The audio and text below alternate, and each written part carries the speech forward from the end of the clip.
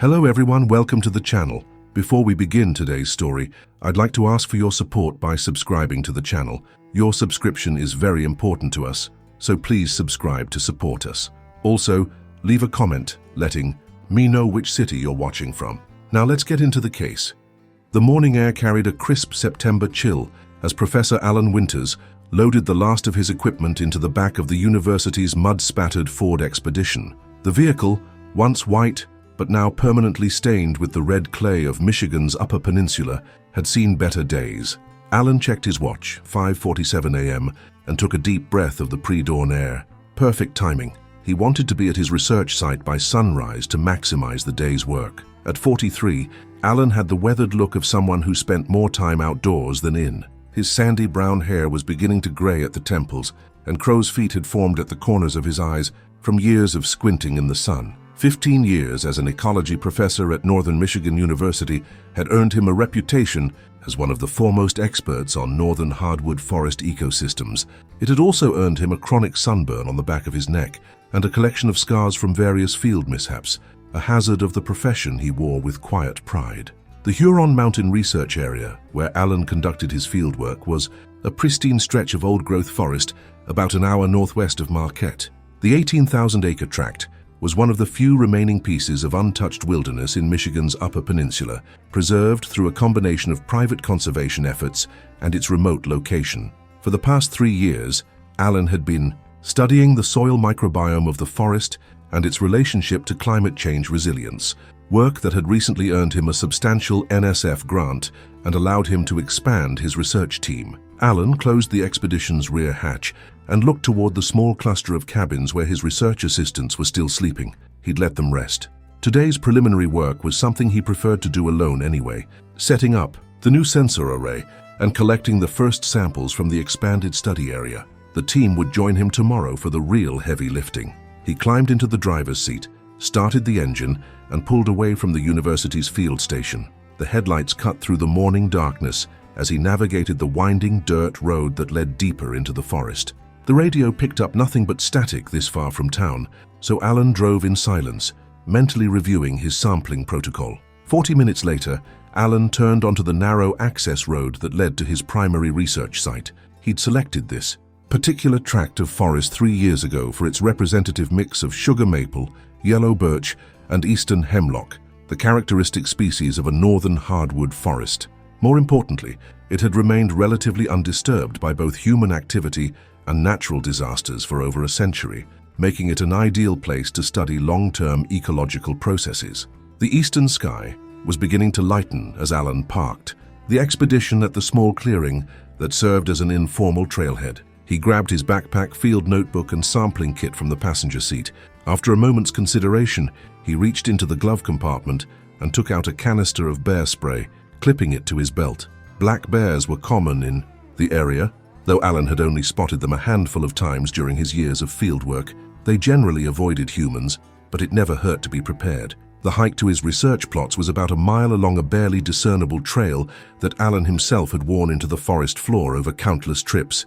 He moved efficiently, his boots crunching through the leaf litter as dawn broke through the canopy in dappled patterns. The air was alive with morning sounds, chickadees and nuthatches calling from the branches, a distant woodpecker drumming, the occasional rustle of small mammals in the underbrush. Alan reached his first research plot just as the sun cleared the treetops. It was a 20-meter by 20-meter square, marked at the corners with metal stakes and flagging tape. Inside the plot, Alan had previously mapped every tree, shrub, and fallen log, creating a detailed inventory of the vegetation. The real focus of his work, however, lay beneath the surface. He set down his pack and took out the soil sampling equipment, a small auger, collection tubes, labels, and a field thermometer. Alan's research centered on how soil microbiomes, the complex communities of bacteria, fungi, and other microscopic organisms that lived in the soil, responded to changes in temperature and moisture. These tiny organisms played a crucial role in forest health, breaking down organic matter and making nutrients available to plants. Understanding how they might react to a changing climate was essential for predicting the future of northern forests. Alan knelt on the ground and began the methodical process of collecting samples. For each one, he carefully removed the leaf litter, took a temperature reading, and then drilled the auger into the soil to extract a core sample that he transferred to a labeled tube. Each sample site was meticulously documented in his field notebook and marked with GPS coordinates. The work was painstaking, but satisfying. This was what Alan loved most about his job, being alone in the forest, hands in the dirt, piecing together the intricate relationships that made the ecosystem function. In the lab, these samples would be analyzed for microbial diversity, enzyme activity, carbon content, and a dozen other parameters. But here, in the field, it was just Alan and the forest, engaged in a quiet conversation. By mid-morning, Alan had completed sampling at the original research plot and was ready to move to the new area he'd identified for the expanded study. It was about a quarter-mile to the east, in a section of forest that included a small seasonal stream, a slightly different microhabitat that would add valuable variation to his dataset. He packed up his equipment and headed toward the new site, moving off the familiar path and into less traveled terrain. The forest here was denser, with more understory vegetation, requiring Alan to occasionally push through thickets of young maple saplings and wild raspberry canes.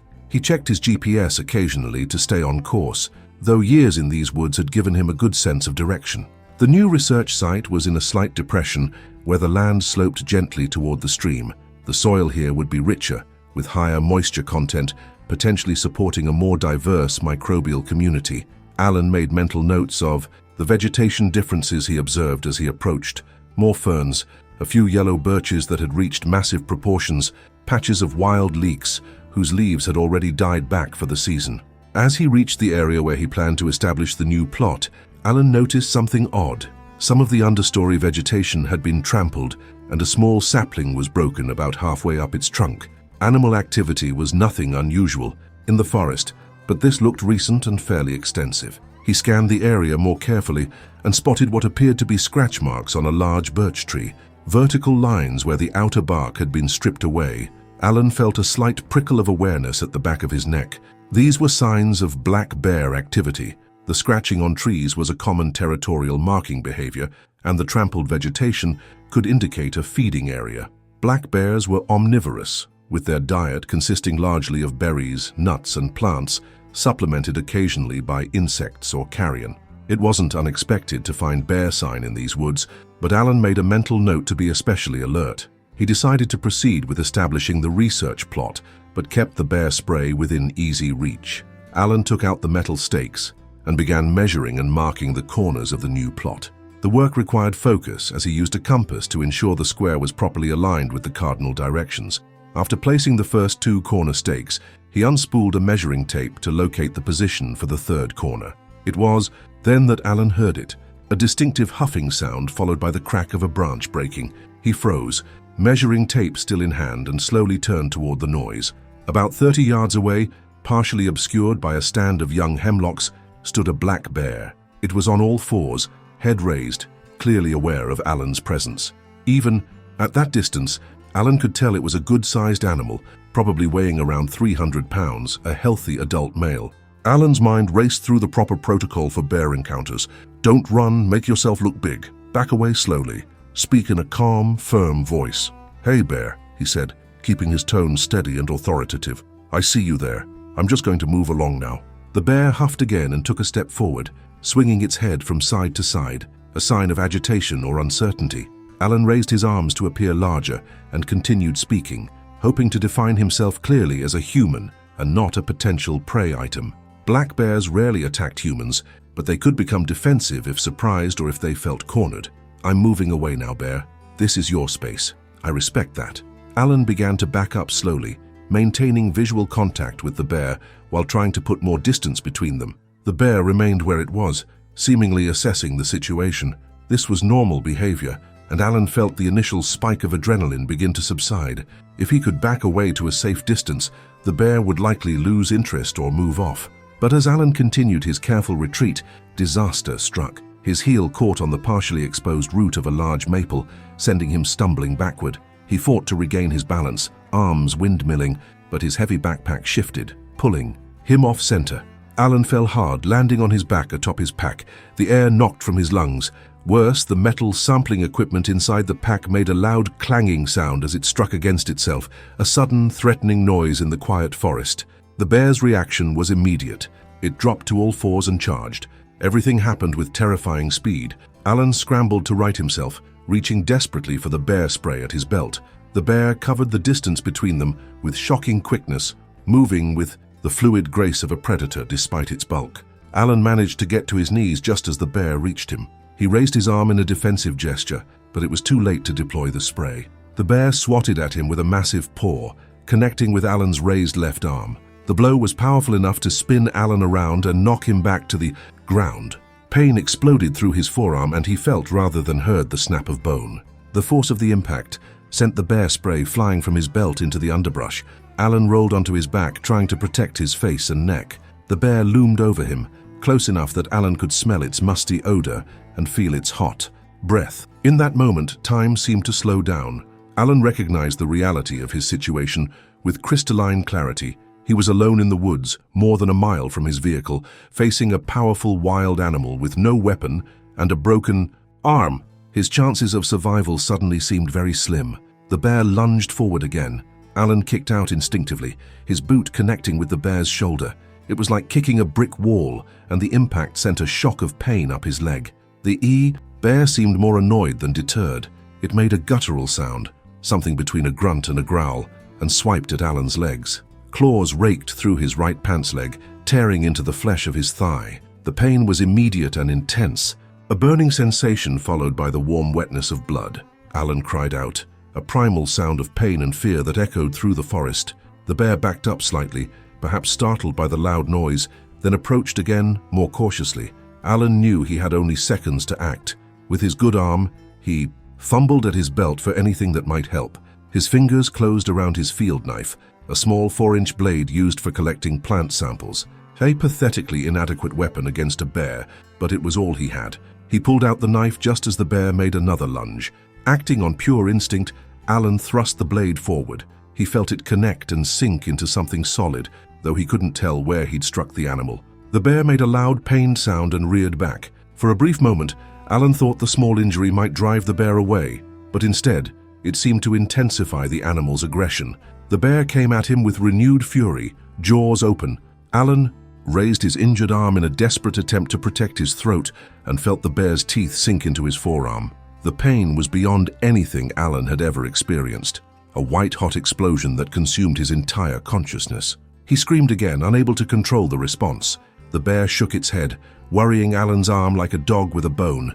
Each movement sent waves of agony through Alan's body. He felt himself growing lightheaded, the edges of his vision beginning to darken. Some distant part of his mind recognized that he was going into shock. Then suddenly a new sound cut through the forest, a high-pitched electronic wail that seemed to come from everywhere at once. The bear released Alan's arm and backed away, clearly startled by the unfamiliar noise.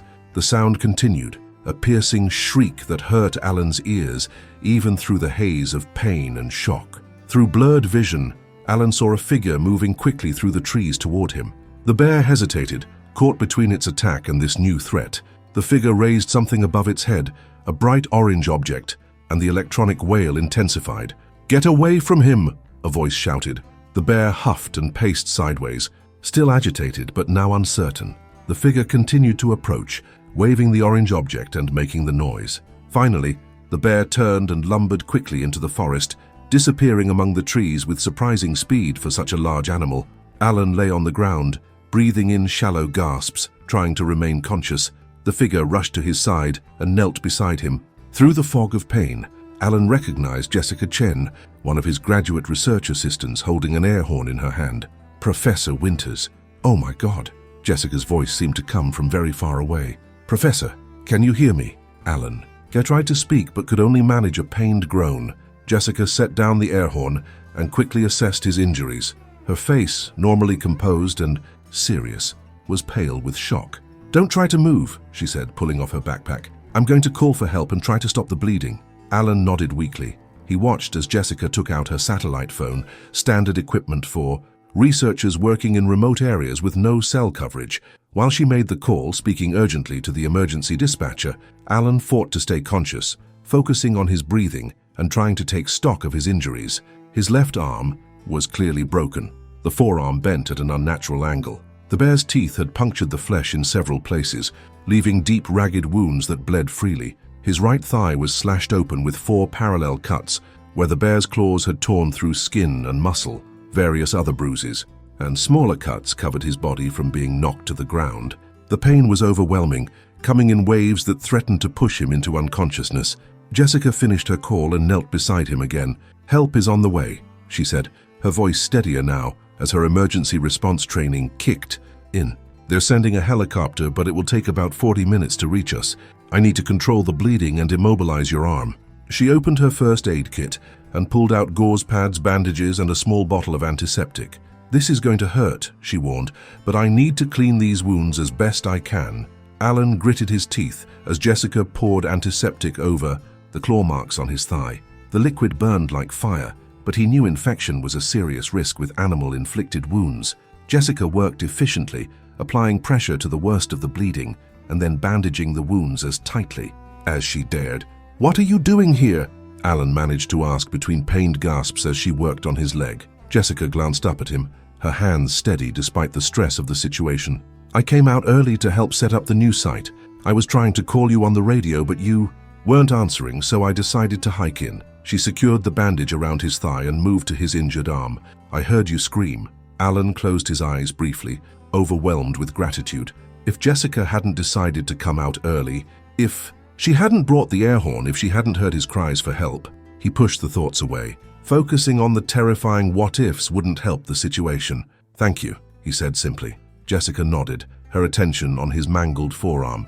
"I'm going to have to immobilize this before we try to move you. I don't have a proper splint, but..." She looked around and spotted the metal stakes Alan had been using to mark the research plot. "Those will work." She retrieved 2 of the stakes and returned to Alan's side, using strips torn from her own shirt and the stakes as makeshift. "Splints?" She carefully immobilized his broken arm. Every movement sent spikes of pain through Alan, but he bit back his cries, focusing instead on Jessica's calm, methodical approach to the crisis. "The dispatcher said we shouldn't move you unless absolutely necessary," Jessica said after finishing with the splint. "The helicopter will land in the clearing where we park the vehicles, and they'll send in a team with a stretcher. All we need to do is keep you stable until they arrive." Alan nodded weakly. The initial adrenaline was wearing off, leaving him shaking and increasingly aware of the full extent of his injuries. The pain was like nothing he'd experienced before, but even worse was the creeping cold that seemed to be spreading from his extremities. He recognized the symptoms of shock setting in. "I'm cold," he said, his voice thin and strained. Jessica immediately shrugged out of her jacket and laid it over him. "That's shock," she said. "Try to stay with me, Professor. Talk to me about something. Tell me about what you were planning to do here today." Alan understood what she was doing, keeping him conscious and focused. He made an effort to organize his thoughts. "New research plot," he managed, extending the study to include the riparian zone, different soil moisture, different microbial communities. Jessica nodded encouragingly. "That's good. And what were you hoping to find?" Alan continued the effort, explaining his research methodology in halting sentences. The technical details of his work provided a fragile lifeline to focus on, something familiar to distract from the pain and growing weakness. Jessica kept him talking, asking questions about the project, the methods, anything to keep his mind engaged. Time stretched strangely. What felt like hours to Alan was in reality only about 30 minutes before they heard the distant thump of helicopter rotors. Jessica stood and waved the bright orange air horn above her head, though they were well hidden under the forest canopy. "I'm going to set off a flare," she told Alan, taking a small emergency flare from her pack. "They might not be able to see us under these trees, but this will let them know roughly where we are." She moved a short distance away, aimed the flare through a gap in the canopy, and fired. The bright red streak shot upward, bursting above the treetops in a brilliant flash. The next 20 minutes were a blur for Alan. The rescue team, 2 paramedics and a Forest Service officer, arrived with a stretcher and more advanced medical supplies. They administered IV fluids, gave him morphine for the pain, and properly dressed his wounds before carefully transferring him to the stretcher. The journey back to the helicopter was agonizing. Despite the pain medication, every bump and jostle sent fresh waves of pain through Alan's damaged body. He focused on the canopy above, the shifting patterns of sunlight through leaves, trying to disassociate from the physical ordeal. At the clearing, the helicopter waited, rotors turning slowly. Alan had a brief impression of organized chaos as he was loaded into the aircraft. Jessica squeezed his good hand before stepping back. "I'll follow in the expedition," she shouted over the noise of the rotors. "I'll meet you at the hospital." Then the helicopter lifted off, the sensation of movement making Alan's stomach lurch. One of the paramedics leaned over him, checking his vital signs and adjusting the IV. "You're going to be okay," the paramedic said, though his expression was grave. "We're taking you to Marquette. They have a trauma center there, just hang in there." Alan tried to nod, but the combination of pain, shock, and medication was making it increasingly difficult to stay conscious. The last thing he remembered was the vibration of the helicopter and the paramedic's voice, distant and echoing, asking him to stay awake. Then darkness claimed him. When Alan regained consciousness, he was in a hospital room. The steady beep of monitors and the antiseptic smell told him that much before he even opened his eyes. When he did, he found himself staring at a white ceiling with fluorescent lights. His body felt oddly distant, wrapped in a cocoon of pain medication that muffled but couldn't completely eliminate the throbbing ache of his injuries. "Welcome back, Dr. Winters." Alan turned his head slightly to see a woman in a white coat standing beside his bed, checking one of the monitors. She was in her 50s with short grey hair and wire-rimmed glasses. "I'm Dr. Levine," she said. "You're at UP Health System in Marquette. You were brought in by helicopter yesterday after a bear attack." Yesterday. Alan tried to process this. He'd lost an entire day. "How bad?" he asked, his voice a dry rasp. Dr. Levine picked up a cup of water with a straw from the bedside table and held it to his lips. Alan drank gratefully, the cool liquid soothing his parched throat. "You've sustained significant injuries," Dr. Levine said after he'd finished drinking. Her tone was professional but compassionate. "The most serious is a compound fracture of your left radius and ulna, both bones in your forearm. You underwent surgery to repair the fracture and clean the wound. The bear's teeth caused considerable soft tissue damage and introduced bacteria, so we're particularly concerned about infection." She continued her assessment, detailing his injuries with clinical precision. "You also have 4 deep lacerations on your right thigh from the bear's claws. They required 27 stitches in total. Fortunately, no major blood vessels were severed, though there is muscle damage that will require physical therapy. You have multiple contusions, a mild concussion, and you lost enough blood to require a transfusion." Alan listened, trying to absorb the information through the fog of pain medication. He lifted his left arm slightly and saw it was encased in a heavy cast from just below his elbow to his fingertips. "How long will I be here?" he asked. "At least a week," Dr. Levine replied. "The orthopedic surgeon will want to monitor the arm to ensure there's no infection developing. Animal bites are particularly prone to complications. After discharge, you'll need follow-up appointments, antibiotics, and physical therapy. Recovery will be a matter of months, not weeks."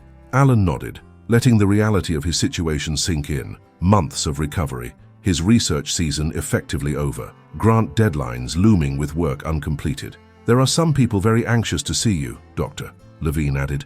"Your research assistant, Jessica Chen, I believe, has been here since you were brought in, and the police and wildlife officials would like to take your statement when you're up to it." "Jessica can come in," Alan said. The thought of being questioned by officials made him weary, but he owed Jessica more than he could express. Dr. Levine nodded. "I'll let her know.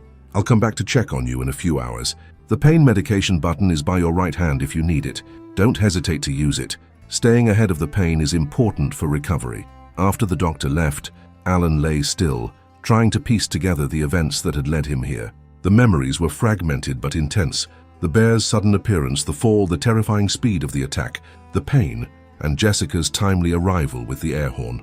A few minutes later, there was a soft knock at the door and Jessica entered. She looked exhausted, with dark circles under her eyes and her normally neat black hair pulled back in a messy ponytail. She carried a small potted plant, some kind of fern, which she set on the windowsill before approaching the bed. "Professor Winters," she said, her relief evident. "You're awake. Thanks to you," Alan replied. "Jessica, I can't even begin to thank you enough. You saved my life." She shook her head, embarrassed by the praise. "I'm just glad I decided to come out early and that I grabbed the air horn from the equipment shed. Standard safety protocol, right?" Alan smiled weakly. "Right, though I think we might need to revisit those protocols." Jessica pulled a chair up to the bedside and sat down. "The others are here too, Marcus and Delia. They're in the waiting room. We've been taking shifts." "You should all go back to the station," Alan said. "There's nothing you can do here and you shouldn't put the research on hold." Jessica gave him a look that clearly said she thought he was being ridiculous. The research can wait. Besides, we need your guidance on how to proceed. And someone needed to contact the university, deal with the authorities, and make sure your family was notified. Family. The word triggered a sudden concern.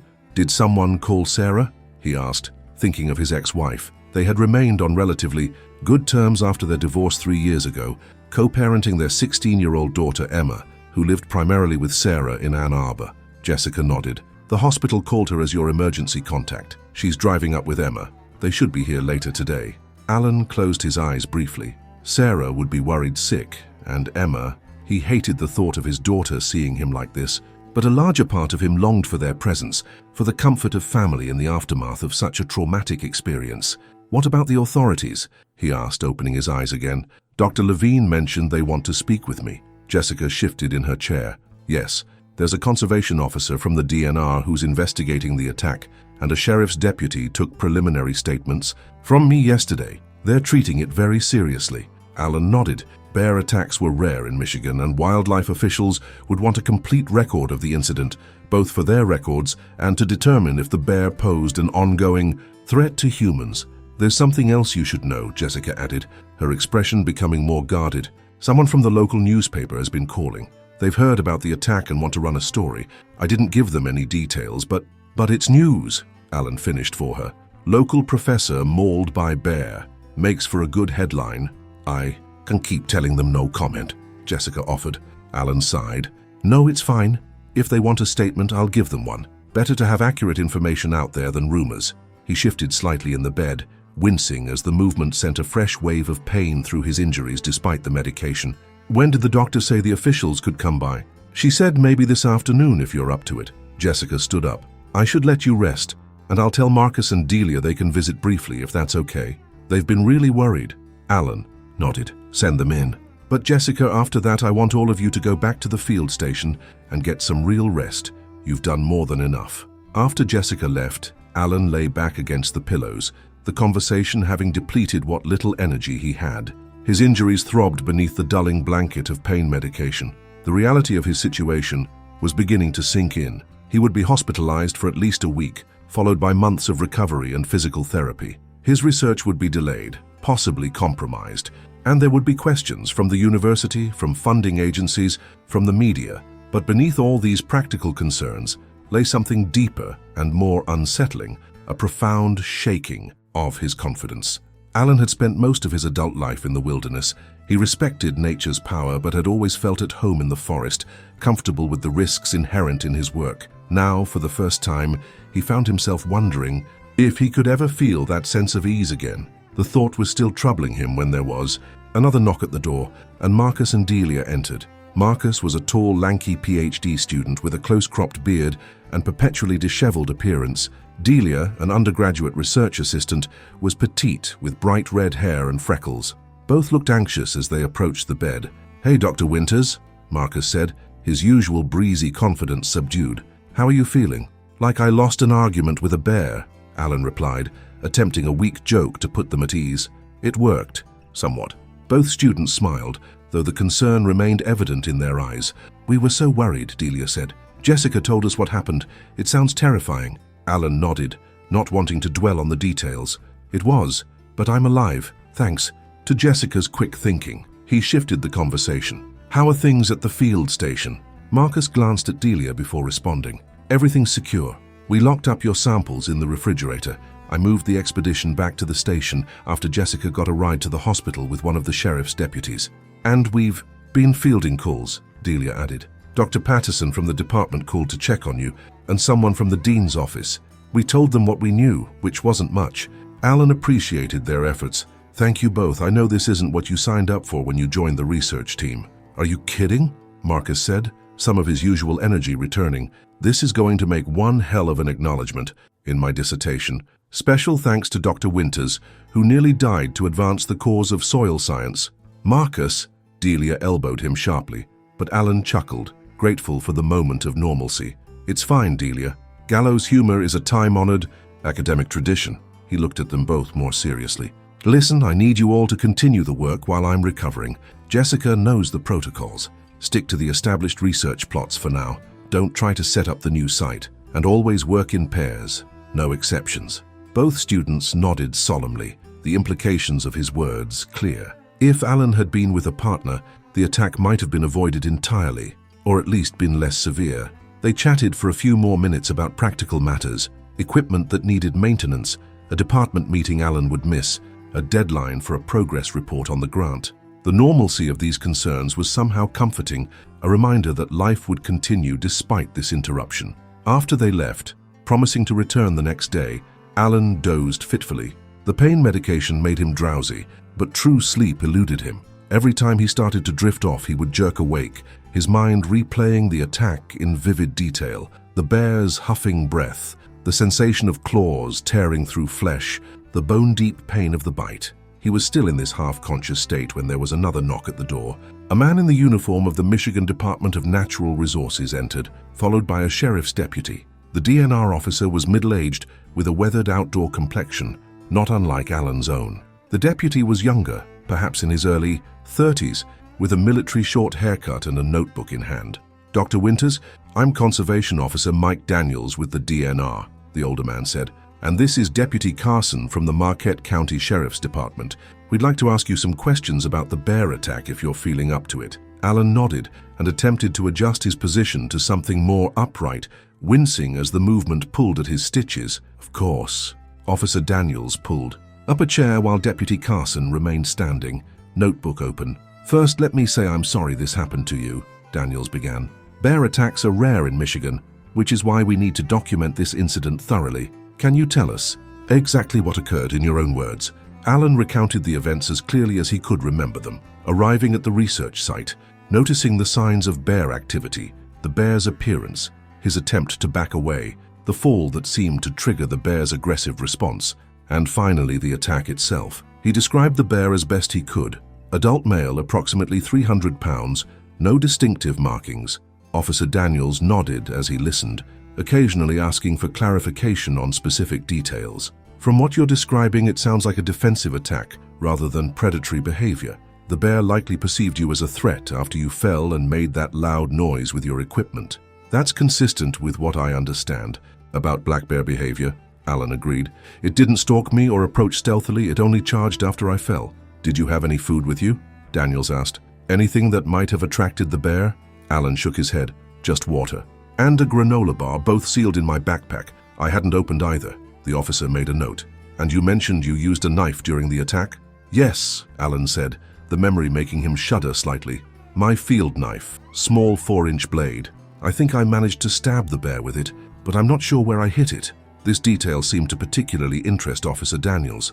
"That's helpful to know. If we locate the bear, a fresh knife wound would help us confirm it's the one involved in the attack. Are you going to try to find it?" Alan asked. Daniels nodded. "We've already sent a team to the area. Your research assistant showed us the location yesterday. We've set up a few traps and trail cameras. If the bear is still in the vicinity, there's a good chance we'll be able to locate it." "And if you do?" Alan wasn't sure what he wanted the answer to be. Officer Daniels' expression turned grave. "Standard protocol for a bear that has attacked a human is euthanasia, I'm afraid. Once a bear has demonstrated aggressive behavior toward humans, the risk of repeat incidents is considered too high." Alan felt a complicated mix of emotions at this news. On one level, he understood the policy. Public safety had to be the priority. But as an ecologist who had dedicated his career to understanding and protecting natural systems, the thought of an animal being killed because of an encounter he had inadvertently provoked was troubling. "Is there no alternative?" he asked. "Relocation, perhaps?" Officer Daniels shook his head. "Relocation has a poor success rate with problem bears. They often find their way back to their original territory, or they bring their problematic behaviors to the new location.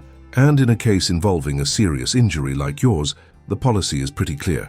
Deputy Carson, who had been quietly taking notes throughout the conversation, spoke up. "Dr. Winters, from a law enforcement perspective, we need to determine if there was any violation of wildlife regulations or park rules that might have contributed to this incident. Were you aware of any specific warnings about bear activity in the area?" "No specific warnings," Alan replied, "but black bears are common throughout the Upper Peninsula. Their presence is a known factor for anyone working in these forests. I was following standard precautions. I had bear spray, though I wasn't able to use it once the attack began." The deputy nodded and made another note. "And the research area. Is it public land or private property? It's part of the Huron Mountain Research Area, Alan explained. Privately owned by the Huron Mountain Club, but designated for scientific research. My university has a long-standing agreement with the club for access. The questioning continued for another 20 minutes, covering every aspect of the incident, in meticulous detail. By the end, Alan was exhausted, the pain in his arm and leg breaking through the medication. Officer Daniels seemed to notice his fatigue. Just one more question, Dr. Winters, and then we'll let you rest. Is there anything else about the bear or the attack that you think might be relevant? Anything unusual or unexpected? Alan thought for a moment. Not really. The bear behaved as black bears typically do when they feel threatened. If anything, I'm the one who made the mistake. I should have been more cautious after seeing the signs of bear activity, maybe even chosen a different location for the new research plot. Officer Daniels stood up. Don't be too hard on yourself, Doctor. These things happen even to experienced outdoorsmen. We'll continue our investigation and keep you updated. If you remember anything else, please don't hesitate to contact me. He handed Alan a business card, which Alan accepted with his uninjured right hand. After the officials left, Alan closed his eyes, overwhelming fatigue washing over him. The questioning had forced him to relive the attack in vivid detail, bringing back the terror and pain he'd experienced. His body ached, and his mind churned with conflicting emotions. Relief at his survival, fear at how close he'd come to death, guilt at the thought of the bear being euthanized, and uncertainty about the future of his research and his career. He must have dozed off because the next thing he knew, there was yet another knock at the door. Before he could respond, the door opened and his ex-wife Sarah entered, followed by their daughter Emma. Sarah looked much as she always did, practical and put together, her brown hair cut in a shoulder-length bob, minimal makeup, dressed in slacks and a button-up shirt. At 41, she still had the athletic build of the college swimmer she had once been. Emma, at 16, was a younger version of her mother, though she had Alan's hazel eyes and something of his introspective demeanor. Alan, Sarah said, her voice a mixture of concern and relief as she approached the bed. My God, when the hospital called. I'm okay, he said automatically, though it was patently untrue given his current state. Really, it looks worse than it is. Emma hung back slightly, her eyes wide as she took in the sight of her father in the hospital bed, his arm in a cast, various monitors attached to him, bandages visible where his hospital gown didn't cover. Emma, Alan said softly, holding out his good hand to her. It's okay, come here. She approached cautiously and took his hand. Dad, what happened? They just said you were attacked by a bear. Alan gave her a gentle squeeze. That's the short version, yes. I was doing fieldwork and surprised a black bear. It's very rare for them to attack people, but this one felt threatened and, well, I got the worst of it. Sarah had moved to the other side of the bed and was examining the monitors with the practiced eye of someone familiar with medical settings. She had been a physical therapist before recently returning to school for a nursing degree. Jessica said you had surgery? She asked. Alan nodded. Compound fracture in the left forearm, the bear's teeth, they did some damage, and I have some pretty deep cuts on my leg from its claws. Emma's face had gone pale. Does it hurt a lot? Not right now, Alan assured her, though it wasn't entirely true. They're keeping me pretty well medicated. Sarah pulled up a chair and sat down. The doctor we spoke to, Dr. Levine, she said you're going to need significant recovery time. Physical therapy, possibly additional surgeries depending on how the bones heal. That's what they tell me, Alan agreed. Emma had found another chair and sat down, still holding her father's hand. What about your research? Your students? They'll continue the work, Alan said. Jessica knows the protocols, and I can still supervise remotely, review the data, write up results. It's not ideal, but we'll manage. There was an awkward silence. Despite 3 years of being divorced, there was still a certain tension whenever Alan and Sarah were together. Their marriage had ended not with dramatic conflict, but with the slow erosion of connection as their careers and interests diverged. Sarah had wanted to move back to southeastern Michigan to be closer to her aging parents. Alan couldn't imagine leaving his research in the UP. The physical distance had only highlighted the emotional distance that had been growing between them for years. The nurse said you can be discharged in about a week, Sarah finally said. Have you thought about your recovery plan? Where you'll stay? Alan hadn't thought that far ahead. His apartment in Marquette was a third-floor walk-up, manageable for a healthy person but potentially problematic for someone with limited mobility. I haven't had much time to think about it, he admitted. Sarah exchanged a glance with Emma before continuing. We've discussed it. and we think you should come stay with us in Ann Arbor while you recover, at least for the first few weeks. The house has a guest room on the main floor, no stairs to navigate, and with my nursing training, I can help monitor your recovery." The offer took Alan by surprise. "Sarah, that's very generous, but what about your classes? And Emma's school? I don't want to disrupt your lives." "It's summer," Emma pointed out. "School's out for another month, and Mom's program doesn't start back up until September. And it would be good for Emma to have some time with you," Sarah added. "She was planning to come stay with you for a couple of weeks in August anyway." Alan looked at his daughter, who nodded encouragingly. The idea of being in Ann Arbor, away from his research and his university responsibilities, was concerning, but the practicalities were undeniable. He would need help during the initial stages of recovery, and his support network in Marquette consisted mainly of students and colleagues who had their own responsibilities. "I'll think about it," he promised, not ready to commit just yet, "but thank you for the offer." They talked for a while longer, Alan filling them in on more details of the attack and his rescue, though he tempered the account for Emma's benefit, downplaying the most terrifying moments. Sarah, in turn, updated him on her nursing program and Emma's activities with the high school debate team and environmental club. As they chatted, Alan felt a wave of gratitude for this family that, despite the divorce, still functioned as a unit in times of crisis. Sarah might not be his wife anymore, but she was still someone he respected and, in many ways, cared for. And Emma was the center of both their worlds, the one thing they had always been united on. Eventually, Alan's fatigue became apparent, and Sarah stood up. "We should let you rest. We've got a hotel room nearby. We'll come back tomorrow." "I'd like that," Alan said, sincerely. Emma leaned over and carefully hugged him, mindful of his injuries. "I'm glad you're okay, Dad," she whispered. "That bear could have killed you, but it didn't," Alan assured her. "I'm still here, and I'll be fine, I promise." After they left, Alan sank back against the pillows, emotionally and physically drained. The day had been a parade of visitors, each interaction requiring energy he didn't have to spare. But beneath the exhaustion was a growing sense of perspective. The attack had been horrifying, and his injuries were serious. But he was alive. He had a family who cared for him, colleagues who respected him, and work that mattered. As he drifted toward sleep, his mind returned once more to the bear. Not with fear this time, but with a naturalist's curiosity. What had happened to the animal after it fled? Was it still in the area? Perhaps nursing the wound Alan had inflicted with his small knife? Or had it moved on, wary now of the strange, two-legged creatures that made loud noises and fought back when cornered? In his last moments of consciousness, before sleep claimed him, Alan found himself hoping, against all logic and policy, that the bear would evade the DNR's traps and cameras, that it would disappear into the vast forests of the Upper Peninsula, never to encounter humans again. The next few days passed in a monotonous cycle of medical procedures, pain management, and brief periods of consciousness. Alan's injuries, particularly the compound fracture in his arm, proved more challenging than initially expected. On his third day in the hospital, he was taken back to surgery when an infection began to develop in the deep puncture wounds from the bear's teeth. Dr. Levine explained that this was a common complication with animal bites.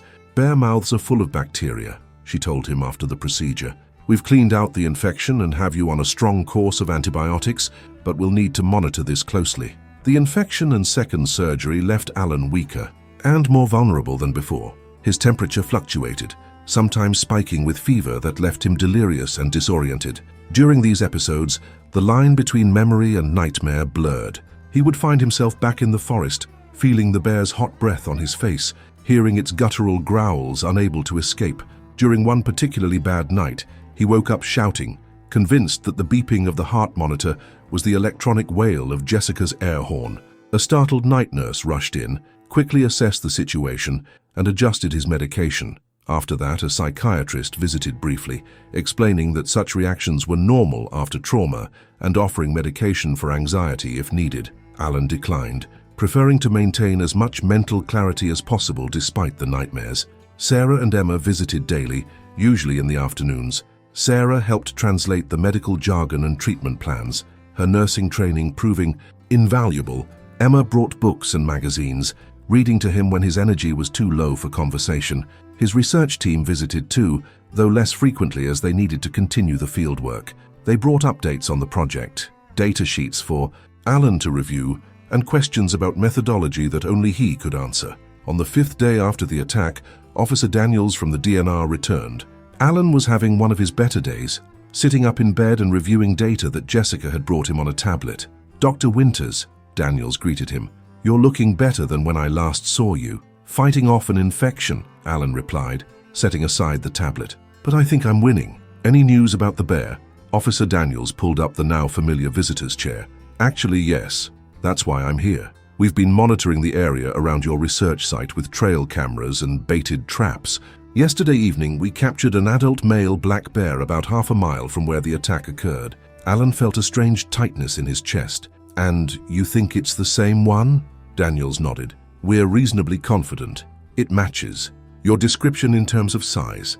More definitively, it has a fresh wound on its left shoulder, a puncture wound consistent with a small knife." The confirmation that he had managed to wound the bear during the attack brought Alan no satisfaction, only a renewed sense of the desperate struggle he'd been engaged in. "What happens now?" "The bear has been euthanized in accordance with department protocol," Officer Daniels said. His tone was matter-of-fact but not callous. "A necropsy will be performed to check for any health issues that might have contributed to its aggressive behavior, though that's unlikely. Mostly it's for research purposes and to confirm identity through dental impressions that can be matched to your wounds." Alan absorbed this information in silence. As a scientist, he understood the rationale behind the policy. Black bears that attacked humans were statistically likely to do so again, and public safety had to be the priority. But as an ecologist who had dedicated his life to understanding and protecting natural systems, he couldn't help but feel a sense of loss. "We also found your bear spray," Daniels continued. "It was about 10 feet from where you were attacked, still in its holster. Looks like it got knocked off during the initial contact." He handed Alan a plastic evidence bag containing the canister of bear spray. The safety clip was still in place, the canister unused. Alan took it with his good hand, a tangible reminder of how quickly things had gone wrong. He'd never had a chance to deploy the spray, which might have prevented the worst of the attack. "This isn't your fault, Dr. Winters," Officer Daniels said, seeming to read his thoughts. "I've investigated dozens of wildlife encounters over the years. Sometimes, despite every precaution, things just go sideways. You had the spray, you tried to back away, you did everything by the book." Alan appreciated the sentiment, though. It did little to alleviate his complicated feelings about the situation. "Thank you for letting me know. Will there be an official report?" Daniels nodded. "I'll file it by the end of the week. You'll be able to request a copy through the DNR office if you need it for insurance purposes or university documentation." He stood up. "I should let you rest, unless you have any other questions." Alan shook his head, and Officer Daniels departed with a final word of encouragement. Left alone, Alan turned the bear spray canister over in his hand, examining it as if it might provide some insight or closure. Eventually, he set it on his bedside table and picked up the tablet again, trying to refocus on his research data. But his concentration was broken. The news about the bear, its capture, the confirmation of its identity through the wound he'd inflicted, its euthanasia, had stirred up the memories of the attack again. Not the panicked, fever dream version that haunted his nights, but the clear, cold reality of what had happened. Two living creatures, each following their own nature, had encountered each other with catastrophic results for both. That evening, after Sarah and Emma had left for their hotel, Alan had another visitor, less expected this time. A woman in her early 30s with a notebook and a press badge introduced herself as Karen Mitchell from the Marquette Mining Journal. "Dr. Winters, I'm sorry to intrude, but we've been hoping to get a statement from you about the bear attack. It's generated quite a bit of local interest." Alan had been dozing and was groggy from pain medication, but he gestured for her to sit down. Jessica had mentioned that the local paper was interested in the story, and he'd said he would provide a statement rather than have rumors circulate. "What would you like to know?" he asked, his voice rougher than he'd intended. The reporter took a seat, notebook ready. "Could you tell me what happened in your own words? How did you end up face-to-face with a bear, and how did you survive the encounter?" Alan gave her a condensed version of events, sticking to the facts and avoiding both dramatization and technical details that might not interest a general audience. He explained his research, the signs of bear activity he'd noticed, his attempt to back away, the unfortunate fall, and the attack itself. He emphasized Jessica's role in his rescue and the rapid response of emergency services. "The DNR informed me today that they've captured and euthanized the bear," he concluded. It had a wound on its shoulder from my field knife, confirming it was the same animal. Karen had been taking notes throughout, occasionally looking up with expressions of sympathy or concern. "How do you feel about the bear being euthanized?" she asked. It was a more pointed question than Alan had expected, but he appreciated its directness. "I have mixed feelings," he answered honestly. "As a scientist who studies ecosystems, I value all components of the natural world, including predators like bears, but I understand the policy reasons for euthanizing an animal that has attacked a human. The bear was following its instincts when it perceived me as a threat. Unfortunately, those same instincts make it a public safety risk." The reporter nodded, seeming satisfied with his nuanced response. "Your injuries appear to be quite serious," she observed. "What's your prognosis, and how will this affect your research?" Alan glanced at his casted arm. "I have a compound fracture of the left forearm and deep lacerations on my right thigh, among other injuries.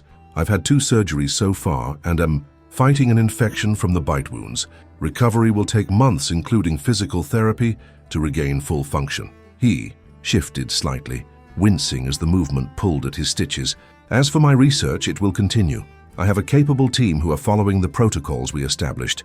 I can review data remotely and continue the analytical aspects of the work. Field activities will be modified to emphasize safety, including a strict requirement for researchers to work in pairs." "Do you think you'll ever go back to that particular research site?" Karen asked. The question gave Alan pause. He's hadn't considered it directly before. Would he be able to return to the exact location where the attack had occurred? The idea sent a chill through him, but he was also reluctant to let fear dictate his professional choices. "Yes," he said finally, "eventually, but with additional precautions and probably not alone. The site has scientific value because of its particular ecological characteristics. It would be irrational to abandon that data collection point because of what happened." Karen seemed impressed by his resolve. "One final question, Dr. Winters. Has this experience changed how you view your work or your relationship with the natural world?" It was the most insightful question she'd asked, cutting to the heart of what Alan had been grappling with since the attack. "It's complicated," he admitted. "I've always approached my work with a deep respect for nature, including its dangers. This experience hasn't diminished that respect. If anything, it's deepened it." He paused, organizing his thoughts. "The natural world isn't benign or malevolent. It simply is. The bear wasn't being cruel when it attacked me. It was responding to a perceived threat according to its evolutionary programming. As humans, we sometimes forget that we're part of that natural world, subject to its processes and dangers, not separate from them or immune to them." He looked out the window at the fading evening light. "So yes, this has changed me. I'll be more cautious in my fieldwork, but it hasn't changed my commitment to understanding and protecting these ecosystems.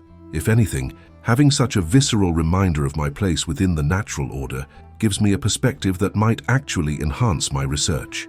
Karen finished writing and closed her notebook. "Thank you, Dr. Winters. That's very thoughtful. We'll run the story in tomorrow's edition. Would it be all right if a photographer came by tomorrow to take a picture to accompany the article?" Alan agreed, though he wasn't particularly looking forward to having his injured state documented for public consumption. After the reporter left, he felt drained. The conversation had forced him to articulate feelings he was still processing, to find a coherent narrative for an experience that had been chaotic and terrifying in the moment. That night, for the first time since the attack, Alan slept without nightmares.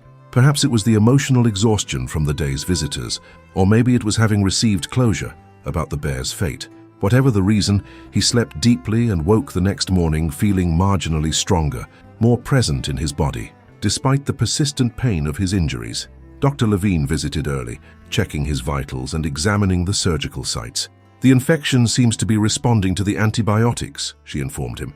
"Your white blood cell count is down, and the wound looks less inflamed. If this continues, we could be looking at discharge in 3 days rather than 5. Alan was encouraged by the news. As necessary as hospitalization was, he was growing increasingly restless. The constant monitoring, the institutional food, the limited mobility, it all chafed against his independent nature. "Have you given more thought to your post-discharge plan?" Dr. Levine asked. "You're going to need assistance for at least a few weeks. Daily wound care, help with basic activities of living, transportation to follow-up appointments. My ex-wife has offered to have me stay with her and our daughter in Ann Arbor while I recover," Alan said. "She's training to be a nurse, so she'd be able to help with wound care. Dr. Levine nodded approvingly. That sounds like an excellent arrangement. I'll make sure your records are transferred to a physician in Ann Arbor for follow-up care. She made a note in his chart. I should warn you, though, the journey itself will be challenging. It's a long drive from Marquette to Ann Arbor, and you'll need to be careful about positioning to avoid putting stress on your injuries. The reminder of the practical challenges ahead was sobering. Alan had been so focused on the immediate medical crisis that he hadn't fully considered the logistics of recovery. The drive to Ann Arbor was nearly 8 hours under the best conditions. In his current state, it would be exhausting and painful. Later that morning, as promised, a photographer from the Marquette Mining Journal arrived to take pictures for the E! Article. Alan submitted to the process with as much dignity as he could muster, though he felt uncomfortably vulnerable, posed in his hospital bed with his injuries visible. The photographer was professional and quick, at least, taking a series of shots and then departing with a word of thanks. Sarah and Emma arrived shortly after, bringing a small potted plant to join the fern Jessica had brought earlier, gradually transforming the sterile hospital room into something marginally more personal. Dr. Levine says I might be discharged in 3 days, Alan told them. And I've been thinking about your offer.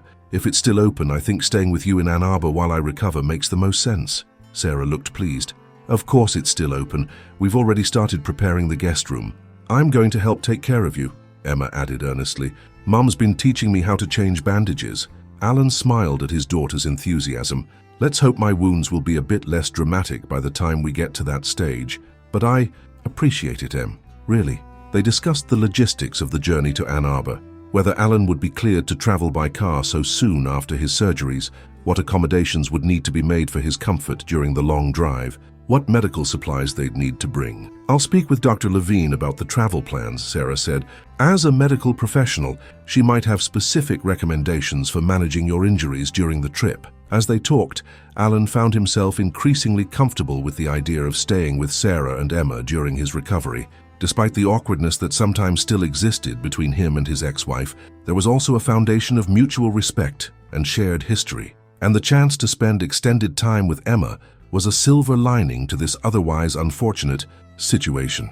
The next day's edition of the Marquette Mining Journal featured Alan's story on the front page.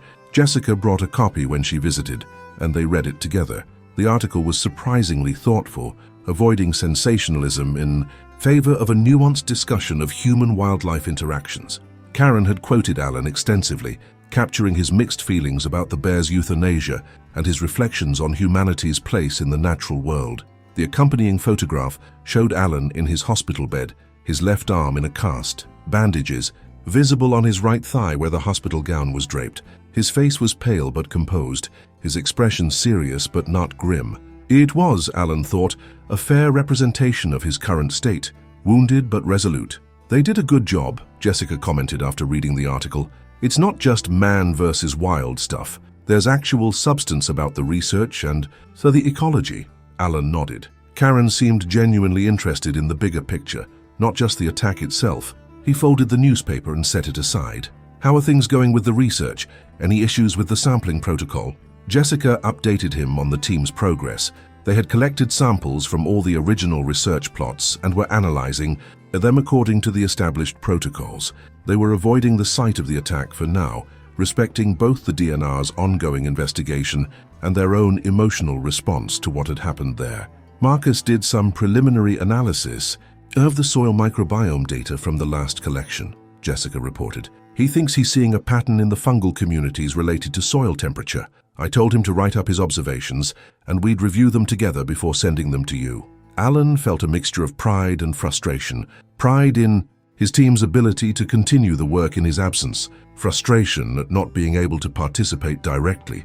That's good. The temperature-fungi relationship is one of the key components of our climate change resilience model. If Marcus is seeing patterns already, that's promising. They discussed the research for nearly an hour, Alan offering guidance on analytical approaches and suggesting additional variables to consider. The conversation was a welcome distraction from his injuries and a reminder that his professional life would continue despite this setback. After Jessica left, promising to return before his discharge with updates from the team, Alan found himself alone with his thoughts again. The newspaper article had brought a sense of public closure to the incident. The story was out there now, accurate and thoughtful rather than sensationalized. The bear had been found and euthanized according to protocol. His medical condition was improving. His recovery plan was taking shape. Yet something still felt unresolved, a lingering disquiet that Alan couldn't quite name. He picked up the newspaper again and reread the final paragraphs. The attack on Dr. Winters has been classified as a defensive response by the bear to a perceived threat, according to DNR officials. It serves as a reminder of the wild nature of Michigan's Upper Peninsula and the importance of proper safety precautions for those who venture into bear country. For Winters, the experience has deepened rather than diminished his respect for the natural world. "This hasn't changed my commitment to understanding and protecting these ecosystems," he told the Mining Journal. "If anything, having such a visceral reminder of my place within the natural order gives me a perspective that might actually enhance my research." The black bear population in Michigan's Upper Peninsula is estimated at between 8,000 and 10,000 individuals. Attacks on humans remain extremely rare, with this being only the third reported in the state in the past decade. The article presented the attack as an unfortunate but ultimately understandable event, a random intersection of human and wild animal that happened to turn violent. But sitting in his hospital bed, still processing the trauma both physical and psychological, Alan wondered if there was more to it. Had he missed warning signs that might have prevented the encounter? Could he have responded differently when the bear first appeared? Was there something about that particular bear, a previous history with humans perhaps, or a territorial imperative specific to that location that had made the attack more likely? These questions nagged at him, not out of a desire to assign blame, but from the scientist's instinct to understand, to find patterns, to learn from experience. Yet he knew that some of these questions might never be fully answered. The bear was dead, the moment of the attack was past, and the full complexity of factors that led to their violent intersection could never be completely untangled. Perhaps, Alan reflected, that was part of what made the natural world both so fascinating and so humbling. Despite all our scientific tools and knowledge, there remained an element of the unpredictable, the uncontrollable. Nature operated according to its own principles, indifferent to human desires for safety or understanding. This thought was still with him 3 days later when Dr. Levine officially approved his discharge from the hospital. His condition had stabilized, the infection was under control, and his wounds were healing as expected. He would need follow-up care, ongoing antibiotics, and eventually physical therapy, but these could be managed on an outpatient basis. The discharge process was a flurry of activity: final examinations, medication instructions, scheduling of follow-up appointments with specialists in Ann Arbor, paperwork to sign. Sarah handled much of it, her medical training making her an effective advocate and translator of the complex care instructions. Finally, everything was in order. A nurse helped Alan into a wheelchair, hospital policy for all discharges, regardless of the patient's condition, and Sarah wheeled him through the corridors and out the main entrance where Emma waited with their car, a practical sedan with the back seat already arranged with pillows to help position Alan comfortably for the long journey. The transition from hospital to outside world was jarring. After more than a week in the controlled environment of the hospital, the sensory input of the parking lot was overwhelming. Bright sunlight, the sounds of traffic, the smell of exhaust mixed with the pollen-heavy summer air. Alan squinted against the light, feeling oddly vulnerable. With Sarah's help, he stood from the wheelchair and carefully maneuvered into the back seat of the car. Even this simple movement sent spikes of pain through his injured thigh and arm. Once settled among the pillows, he leaned back, already exhausted by the effort of the transfer. "Comfortable?" Sarah asked, adjusting a pillow behind his back. "As much as I can be," Alan replied. "Let's get going before the pain meds wear off." Emma slid into the passenger seat, while Sarah took the driver's position. They had decided to drive straight through to Ann Arbor, making only necessary stops for restrooms and medication. It would be a long day, but Alan preferred to get the journey over with rather than breaking it into 2 days with an overnight stay somewhere. As they pulled out of the hospital parking lot, Alan looked back at the building where he'd spent the past 11 days. It represented a strange intersection of his life, a place of pain and healing, fear and support, vulnerability and resilience. He was glad to be leaving, yet apprehensive about the road ahead, both literally and figuratively. The drive south from Marquette took them through the heart of the Upper Peninsula, a landscape Alan knew intimately from years of fieldwork. The forests of maple, birch, and hemlock that were his research focus gave way gradually to more mixed woodlands as they traveled south. Alan watched the passing scenery with a naturalist's eye, noting the changing vegetation patterns, the occasional wildlife at the forest edges, the geological features visible in road cuts. They crossed the Mackinac Bridge in the late afternoon, leaving the Upper Peninsula behind and entering the Lower Peninsula.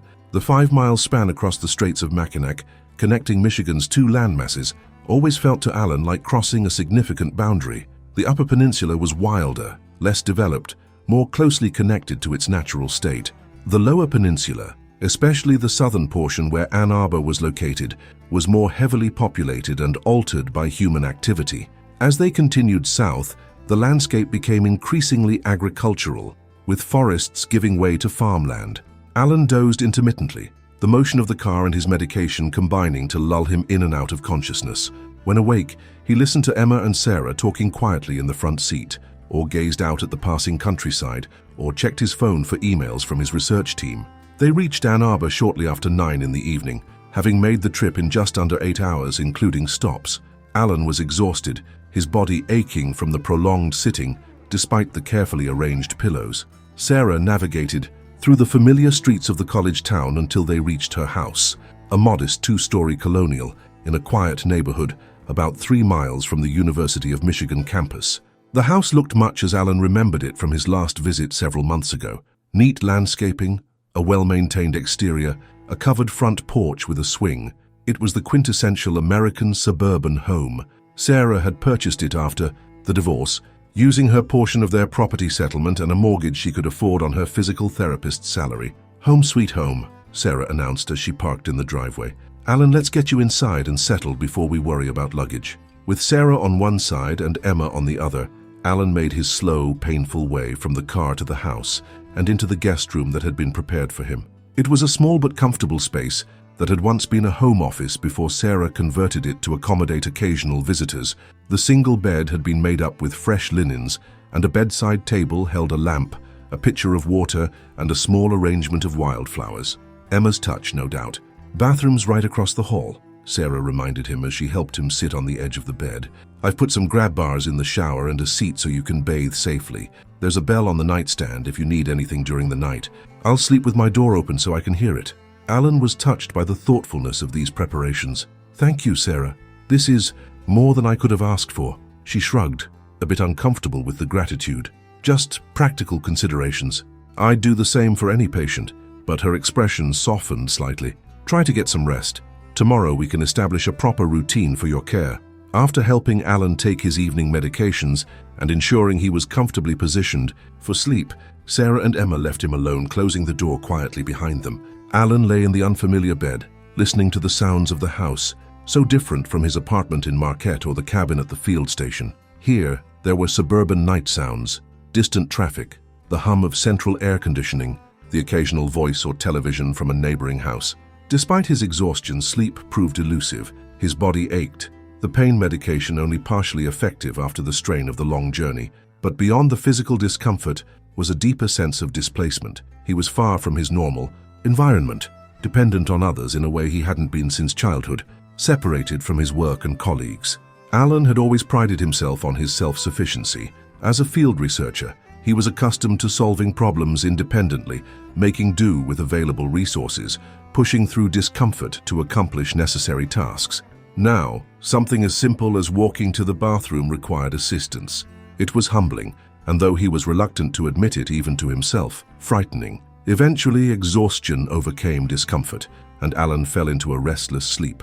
He dreamed of forests and bears, of running that became an impossible struggle through mud, of falling and being unable to rise. He woke several times during the night, momentarily disoriented before remembering where he was and why. Morning brought a semblance of routine. Sarah helped him to the bathroom and then assisted with changing his bandages, a process that remained painful despite the gentleness of her touch. Emma brought breakfast on a tray, having prepared oatmeal with berries and a cup of strong black coffee, just as Alan preferred it. "I remembered how you like your coffee," she said proudly, "and I thought the oatmeal would be good, easy to eat one-handed." Alan smiled at his daughter's thoughtfulness. "It's perfect, Em. Thank you." As he ate, Sarah outlined the plan for his care. "You have a follow-up appointment with the orthopedic specialist on Thursday. That's 2 days from now. Until then, we focus on rest, proper wound care, and getting you comfortable with moving around a bit more." I've arranged for a home health nurse to visit tomorrow to assess your needs and help set up a physical therapy plan. The next few days fell into a pattern. In the mornings, Sarah would help Alan with his morning medications and bandage changes before leaving for her part-time job at a physical therapy clinic. Emma would bring him breakfast and then sit with him for a while, reading or chatting or helping him check emails from his research team. In the afternoons, Sarah would return and assist with exercises prescribed by the home health nurse to prevent muscle atrophy. Evenings were spent together in the living room, watching television or engaging in quiet conversation. Alan found himself simultaneously grateful for the care and frustrated by his dependence. He tried to contribute where he could, reviewing Emma's summer reading essays, discussing Sarah's nursing coursework, offering input on household decisions. But the limitations of his injuries were inescapable. Simple tasks required assistance, and even short periods of activity left him exhausted. The follow-up appointment with the orthopedic specialist provided a clearer timeline for his recovery. The doctor, a brisk, competent woman named Dr. Chen, examined his arm and reviewed the surgical reports from Marquette. "The fracture is healing well," she informed him after examining the x-rays, "but you're looking at a minimum of 6 more weeks in the cast. After that, we'll reassess and likely transition to a removable brace for another 4 to 6 weeks, along with physical therapy to restore function." "And my leg?" Alan asked. Dr. Chen examined the healing claw marks on his thigh. "The lacerations are closing nicely, no signs of infection. You'll have significant scarring, I'm afraid, but function should return to normal with proper rehabilitation. I'd estimate another 2 weeks of wound care, then we can focus on rebuilding strength and mobility." It was largely what Alan had expected, but having the timeline confirmed made it more real. He would be dealing with the physical consequences of the bear attack for months to come. His summer research season was effectively over. The fall semester would begin before he was fully recovered, raising questions about his teaching obligations. "When can I return to work?" he asked. "Not field work, but my university responsibilities?" Dr. Chen considered the question. "Limited. Work from home could begin soon, assuming you feel up to it mentally. Remote teaching might be possible in 4 to 6 weeks, depending on your recovery. Full return to campus activities, including standing to lecture for extended periods, I wouldn't recommend that until at least 12 weeks post-injury." The doctor's prognosis was sobering, but also clarifying. Alan needed to adjust his expectations, to accept that recovery would be a long-term process rather than a quick return to normalcy. He would need to communicate with his department chair about modified duties for the fall semester, perhaps switching to online teaching or research-only responsibilities temporarily. That evening, after returning from the appointment, Alan called his department chair at Northern Michigan University. Professor Margaret Wilson had been his colleague for over a decade and had sent several supportive messages during his hospitalization. "Alan, it's good to hear your voice," Margaret said when she answered. "How are you doing?" "Improving slowly," Alan replied. "I'm staying with my ex-wife and daughter in Ann Arbor while I recover. Just had my first follow-up appointment with the specialist here." And the prognosis. Alan summarized what Dr. Chen had told him about the timeline for his recovery. "Which brings me to the reason for my call. I need to discuss my full teaching load." Margaret's tone became more businesslike. "I figured as much. What are you thinking?" "The doctor says I could potentially handle remote teaching in 4-6 weeks, but campus activities are out of the question for at least 12 weeks post-injury. That puts us well into the fall semester." There was a pause as Margaret considered this. "Your graduate seminar on forest ecosystem dynamics could probably be converted to an online format without too much difficulty. The undergraduate Intro to Ecology course is more problematic, the lab sections in particular. Could Marcus take the labs?" Alan suggested, thinking of his most advanced PhD student. "He's taken the course before and he knows the protocols better than anyone." "That might work," Margaret agreed. "Let me look at the schedule and see what we can arrange. The main thing is your recovery, Alan.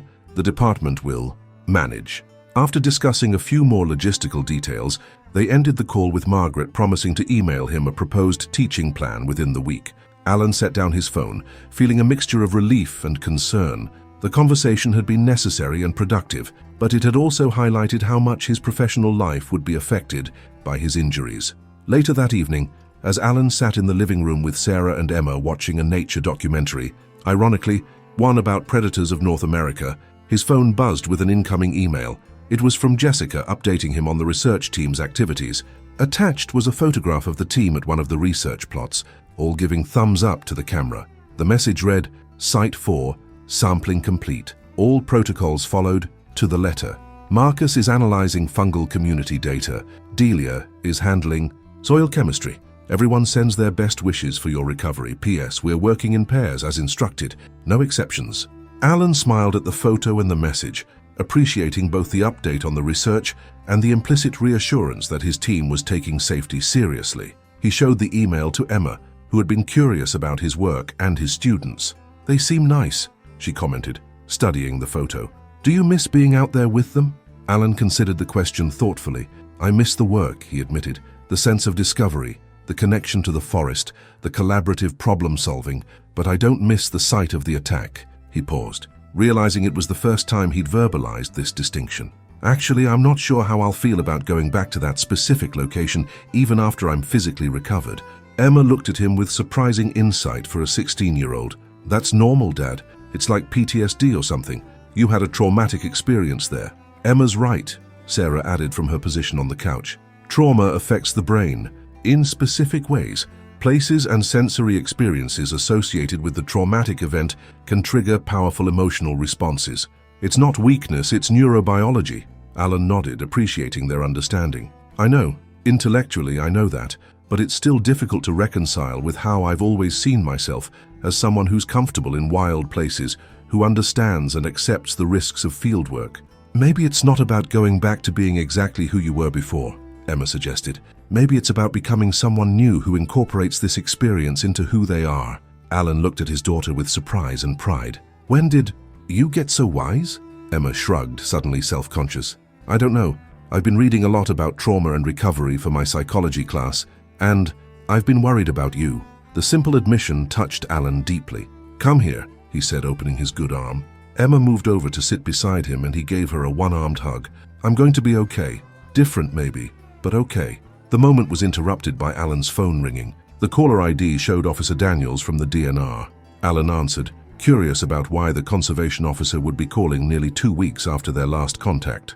Dr. Winters, sorry to bother you, Daniels began. I hope your recovery is progressing well. It is, thank you, Alan replied. What can I do for you, Officer Daniels? I wanted to update you on the necropsy results from the bear, Daniels explained. It's standard procedure, but in this case, there's something you might find interesting from a scientific perspective. Alan's curiosity was piqued. What did they find? The bear was an adult male, approximately 7 years old, based on tooth wear and bone growth markers, Daniels reported. No signs of disease or significant abnormalities that might explain aggressive behavior. However, the pathologist noted several old injuries, a healed fracture in the right front leg consistent with a trap injury, and scar tissue around the neck area suggestive of having been caught in a snare at some point. Poaching attempts, Alan asked, immediately concerned. Bear poaching occurred occasionally in the UP, though it was relatively rare and heavily penalized when discovered. That's our assumption, Daniels confirmed. The injuries appear to be from 2 to 3 years ago, based on the healing patterns. The bear apparently escaped both attempts. Alan processed this information. A bear that had previous negative encounters with humans might indeed be more likely to perceive humans as threats and respond aggressively when confronted. It wasn't definitive. Black bears typically remained shy of humans even after negative interactions, but it was a factor that hadn't been considered previously. Is there anything else that might be relevant to understanding the attack? Alan asked. There was a pause before Daniels responded. Just one other thing. The bear's stomach contents included berries, plants, and some small mammal remains. Normal diet for this time of year. But they also found traces of human food garbage, specifically remnants of energy bar wrappers and what appears to be freeze-dried camping food packaging. This was concerning. Bears that associated humans with food often lost their natural wariness and could become problematic, approaching campsites or research stations in search of easy meals. However, Alan was confident this couldn't be traced to his research team. That wasn't from us, he stated firmly. We're meticulous about waste management at our sites. All food waste and packaging is sealed and packed out. I believe you, Daniels assured him. This is a popular area for backcountry camping, despite being private land. We suspect a recreational user may have been careless with their trash. There's no way to know for certain. After a few more minutes of conversation, including additional details about the necropsy findings, they ended the call. Alan sat quietly, processing this new information. The bear that had attacked him wasn't just a random animal acting on instinct in the moment. It had a history, previous traumatic encounters with humans, possible conditioning to associate humans with food sources. It didn't excuse the attack or change the outcome, but it added context, a deeper understanding of the complex factors that had led to their fatal encounter. "What was that about?" Sarah asked, having paused the documentary when his call came in. Alan explained the conversation, including the findings about the bear's previous injuries and the human food garbage in its stomach. "It doesn't change anything, really," he concluded. "But as a scientist, I appreciate having more data, more context for understanding what happened." "Does it make you feel differently about the bear being euthanized?" Emma asked perceptively. Alan considered the question. "In some ways, yes. A bear that's had multiple negative interactions with humans and has begun associating people with food sources is a legitimate safety concern. The euthanasia decision follows established wildlife management principles in such cases." He paused. "But it also highlights the role of human behavior in creating these situations. If the bear hadn't been previously trapped or snared, if someone hadn't been careless with their food waste, maybe the outcome would have been different." The conversation turned to broader issues of human-wildlife conflict, a topic that engaged both Alan's professional interest and Emma's environmental concerns. Sarah contributed perspectives from her rural upbringing in northern Michigan, where interactions with wildlife were a regular part of life. It was a thoughtful, nuanced discussion that went well beyond the specific incident of Alan's attack, touching on questions of conservation ethics, land use, and the challenges of maintaining wild spaces in an increasingly developed world. Later, lying in bed and reflecting on the day, Alan found himself more at peace than he had been since the attack. The new information about the bear provided a framework for understanding the encounter that felt more complete, more scientifically sound.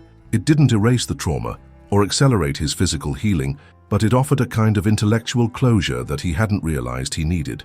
The next few weeks settled into a routine of recovery. Alan's wounds healed steadily, the angry red of fresh injuries gradually fading to pink. The pain diminished, though it never disappeared entirely. He progressed from needing assistance for basic tasks to managing most of his personal care independently, though his casted arm remained a significant limitation. Physical therapy began 3 weeks after his arrival in Ann Arbor. Twice-weekly sessions with a therapist named Michael focused initially on maintaining mobility in his injured leg and preventing muscle atrophy. As the wounds healed further, the exercises became more challenging, aimed at rebuilding strength and function. "You're making good progress," Michael observed during one session, watching Alan complete a series of leg lifts. "Your background in field research is probably helping. You had good baseline fitness before the injury." Alan nodded, concentrating on the exercise. "Years of hiking through forests carrying equipment builds endurance, if nothing else." "The goal is to get you back to that level," Michael said, "but it's going to take time and consistent work. Recovery isn't linear. You'll have good days and setbacks."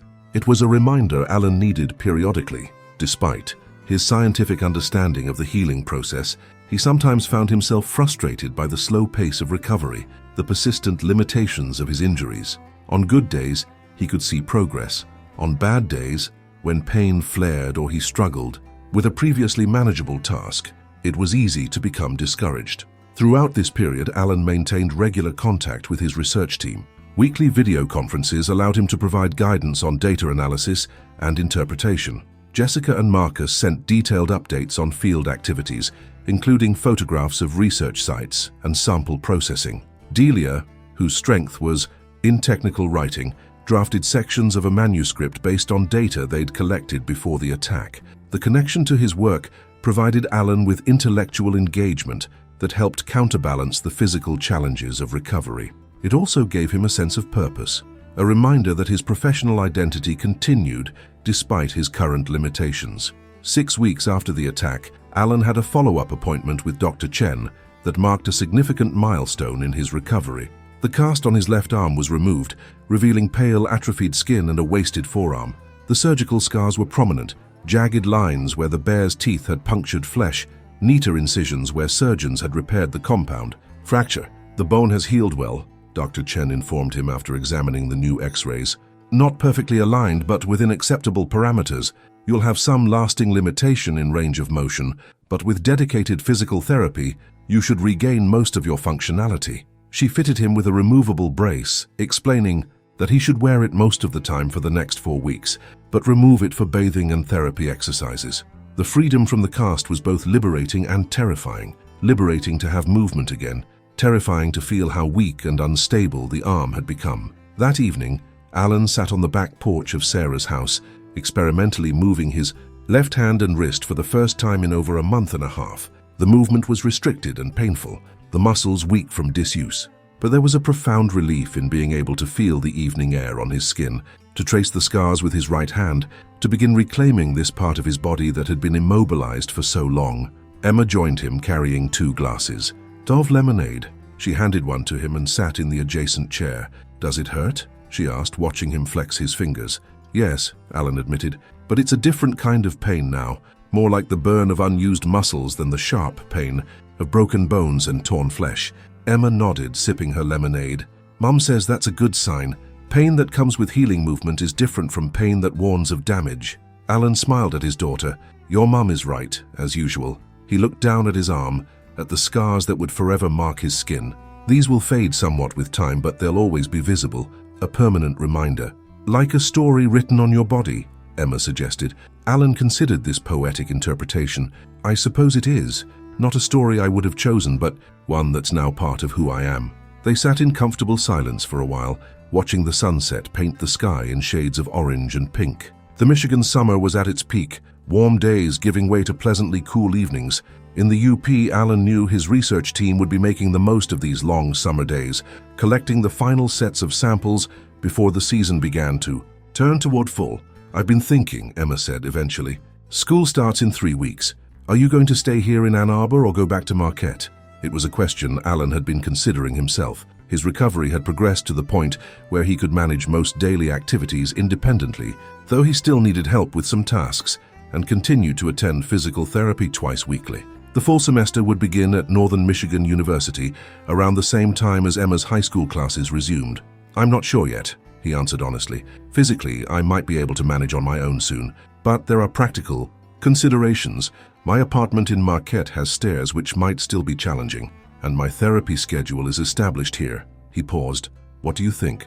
Would you and your mom be ready to reclaim the guest room?" Emma shook her head firmly. "No, Mom and I have already talked about it. You can stay as long as you need to. Actually," she hesitated, "I kind of like having you here. It's been nice, even though the circumstances are awful." Alan was touched by her candor. Since the divorce, his relationship with Emma had been maintained through weekend visits, summer stays, and regular phone calls. This extended period of living under the EET, same roof, seeing each other daily, had changed the dynamic of their relationship in subtle but meaningful ways. "I've enjoyed it too," he told her. "Not the bear attack part, obviously, but being here with you, watching you in your daily life instead of just hearing about it afterward. Seeing the amazing young woman you're becoming." Emma blushed, embarrassed but pleased by the praise. "So maybe stay until you're cleared to drive. That would be another month or so, right?" Alan nodded. "That sounds like a reasonable plan, assuming your mom agrees. I'll need to go back to Marquette eventually. My work is there, my life is there, but there's no rush." The conversation drifted to other topics. Emma's upcoming debate team tryouts, a new Ecological Journal article Alan had been asked to review, a movie they were planning to watch that weekend. It was ordinary family conversation, the kind that had once been a regular part of Alan's life before the divorce, and that he now realized he had deeply missed. Later that evening, after Emma had gone to bed, Alan discussed the question of his return to Marquette with Sarah. They sat at the kitchen table, each with a cup of tea, the house quiet around them. "Emma mentioned you've talked about me staying longer," Alan began. "I don't want to impose, but practically speaking, it might make sense for me to continue my recovery here until I'm cleared to drive. That would be another month approximately." Sarah nodded. "That's what I was thinking too. Your follow-up care is established here. You're making good progress with physical therapy, and frankly, I'm not convinced you're ready to manage completely on your own yet." She smiled slightly. "Besides, Emma has enjoyed having you here, so have I, surprisingly enough." The admission seemed to catch her off guard, as if she hadn't intended to say it aloud. Alan raised an eyebrow, but didn't comment directly. "Then, it's settled. I'll stay until I'm cleared to drive, then reassess. I'll need to make arrangements with the university for remote teaching in the meantime." Sarah sipped her tea, seemingly relieved that he hadn't pursued her unintended disclosure. "Have you thought about what you'll do when you go back?" Will, you return to the same research site. It was a question Alan had been avoiding. I don't know, he admitted. Logically, scientifically, there's no reason not to. The bear is gone. The data from that site is valuable for the continuity of my research, but emotionally, he trailed off, struggling to articulate the complex feelings the thought of returning evoked. It's okay if you're not ready to make that decision yet, Sarah said gently. Trauma takes time to process, and there's nothing wrong with choosing a different site if that one holds too many difficult memories. Alan appreciated her understanding. This was one of the things that had made their marriage work for many years, Sarah's ability to offer perspective without judgment, to acknowledge the emotional aspects of situations that Alan sometimes tried to approach too rationally. Thank you, he said simply, for everything. The care, the place to stay, the support. I don't know what I would have done without you and Emma these past weeks. Sarah shrugged, a bit uncomfortable with the gratitude as always. You'd have managed. You're nothing if not resourceful. She stood and carried her empty teacup to the sink. But I'm glad we could be here for you. Despite everything, we're still family in some way. The words hung in the air between them, acknowledging a connection that had endured beyond the end of their marriage. Alan nodded, not trusting himself to speak without revealing more emotion than he was prepared to show. The next month passed quickly, filled with physical therapy sessions, remote teaching preparations, and increasingly independent activities as Alan's strength returned. By the time he was cleared to drive in late September, the Michigan summer had given way to early fall, with cooler temperatures and the first hints of color in the changing leaves. The decision to return to Marquette was both straightforward and complicated. Professionally, Alan needed to be there. His research team was transitioning from field collection to laboratory analysis phase, requiring his direct supervision. The department had accommodated his remote teaching for the start of the semester, but expected him to resume in-person classes by October if medically cleared. His life, his apartment, his colleagues, his work was in Marquette. Emotionally, however, the prospect of leaving Ann Arbor brought unexpected feelings of loss. The time with Emma had been precious, allowing him to participate in her daily life in a way that weekend visits never permitted, and his relationship with Sarah had evolved during his stay, moving beyond the sometimes awkward post-divorce cordiality to a more genuine friendship based on mutual respect and shared concern for their daughter. On the morning of his departure, Alan packed his modest belongings into his car, which Sarah and Emma had arranged to have driven down from Marquette weeks earlier. His medical supplies, clothing, and personal items fit easily into the trunk, a small representation of the temporary life he had built during his recovery. Emma hugged him tightly before he got into the car. "Promise you'll call more often," she insisted, "and maybe I can come up for a weekend soon. We could go to that diner you like, the one with the good pancakes." "Absolutely," Alan agreed, returning the hug with both arms, a simple action that had been impossible for weeks after the attack. "And you'll come for your usual winter break visit too, right? We can go snowshoeing if you want, as long as we don't run into any bears," Emma joked, then immediately looked worried. "Sorry, that was stupid." Alan smiled reassuringly. "It's okay. Actually, it's good to be able to joke about it. And winter is hibernation season anyway. No bears to worry about." Sarah's goodbye was more reserved, but no less sincere. "Drive safely," she instructed. "Stop if you get tired or sore, and call when you arrive so we know you made it." "Yes, Mum," Alan replied with a mock salute, earning a smile from his ex-wife. "And Sarah, thank you for everything. I mean it."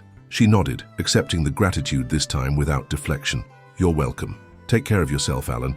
The drive back to Marquette was long but uneventful. Alan stopped more frequently than he normally would, stretching his still healing body and being careful not to overtax his recovering arm. The early fall scenery was beautiful, with splashes of red and gold beginning to appear among the predominantly green forests.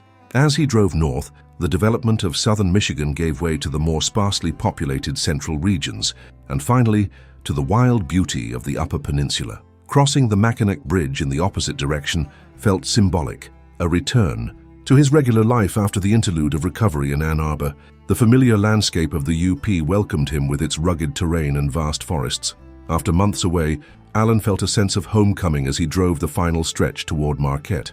His apartment, when he finally reached it, was clean and aired out, the work of Jessica and Marcus, who had been checking on it periodically during his absence.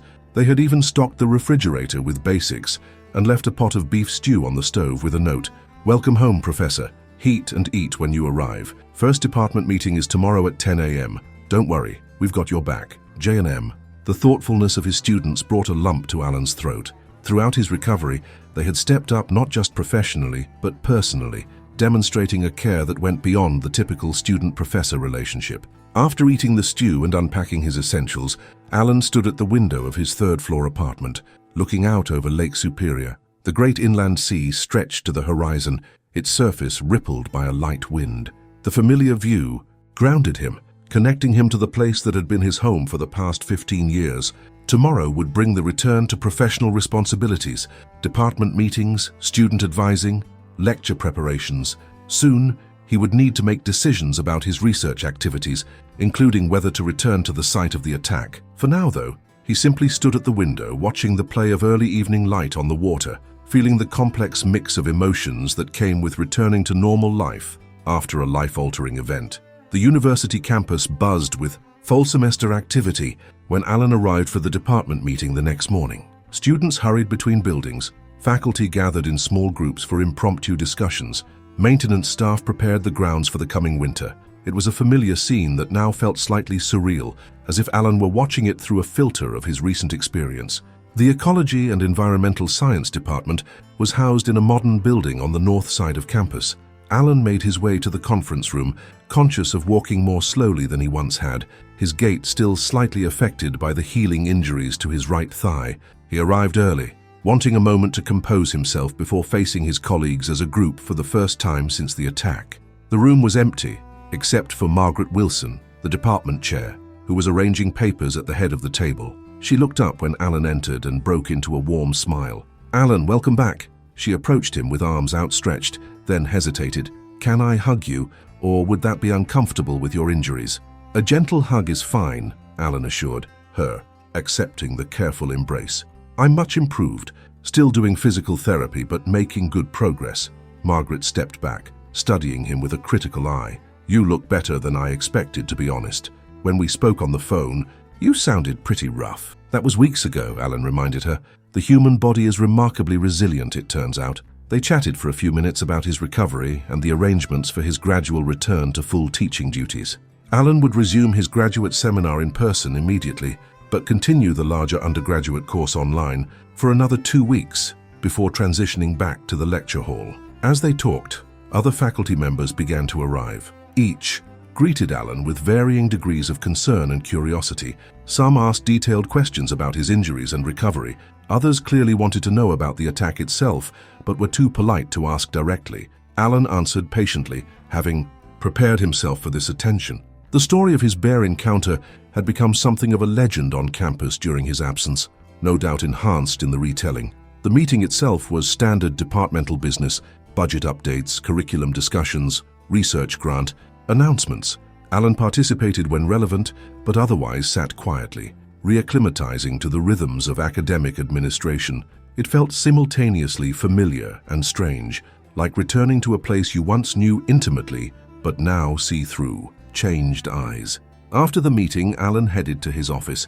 The small room on the second floor of the science building had been untouched during his absence, preserved exactly as he had left it on the morning of the attack. Books and journals lined the shelves. A half-written grant proposal sat on the desk. Student papers waited in a folder for grading that had never happened. It was as if time had stood still in this one space while Alan's life had been dramatically altered. He was arranging his desk and checking emails when there was a knock at the open door. Looking up, he saw Jessica, Marcus, and Delia standing in the doorway, expressions a mixture of delight and uncertainty. "Professor Winters," Jessica exclaimed, "you're really back." Alan stood, genuinely pleased to see them. "I'm really back. Come in, all of you." They entered the office, and for a moment there was an awkward silence, everyone conscious of the last time they had been together, in the hospital after the attack. Then Marcus broke the tension in his characteristic fashion. "So I hear, Annie, Arbor has some decent craft breweries, but nothing like the Ordock here. Tell me you at least found good beer during your exile." It was such a typical Marcus comment, focusing on the trivial to diffuse a heavy moment, that everyone laughed. "The beer was adequate," Alan replied with mock seriousness. "The medical care was better." This opened the floodgates, and soon they were all talking at once, updating Alan on the research progress, sharing department gossip he had missed, asking about his recovery. The interaction felt normal in a way that the department meeting hadn't. perhaps because these were the people who had seen him at his most vulnerable and had stepped up to continue his work in his absence. "We've been processing the summer samples," Jessica explained, opening her laptop to show him some preliminary results. "The fungal community analysis is particularly interesting. We're seeing distinct patterns related to soil temperature and moisture gradients, just as you predicted." Alan examined the data with interest. "This is excellent work. Have you run the statistical analysis yet?" Marcus nodded. "Initial ANOVA shows significant differences between sites.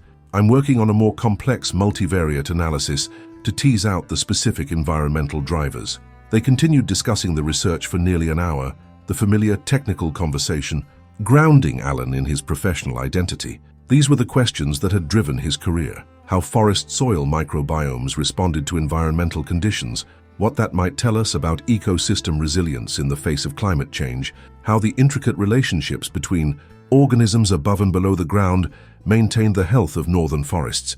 Eventually, the conversation turned to the next steps for the research project. "We've continued sampling at all the established sites except the new one where the attack happened," Jessica said, her voice growing quieter.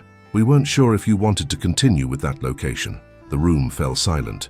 It was the question Alan had been avoiding since deciding to return to Marquette, the proposed expansion site, where he had first noticed the bear sign, where he had fallen, where teeth and claws had torn into his flesh, represented both scientific opportunity and personal trauma. "I've been thinking about that," Alan said slowly. "Scientifically, that site is valuable. The riparian zone adds an important dimension to our study of microbiome variation across different forest conditions." He paused, aware of his students watching him intently. "But I won't lie to you, the thought of going back there is difficult." "We don't have to use that exact spot," Marcus suggested. "There are other stream corridors in the research area with similar characteristics." Alan considered this. "Let me think about it.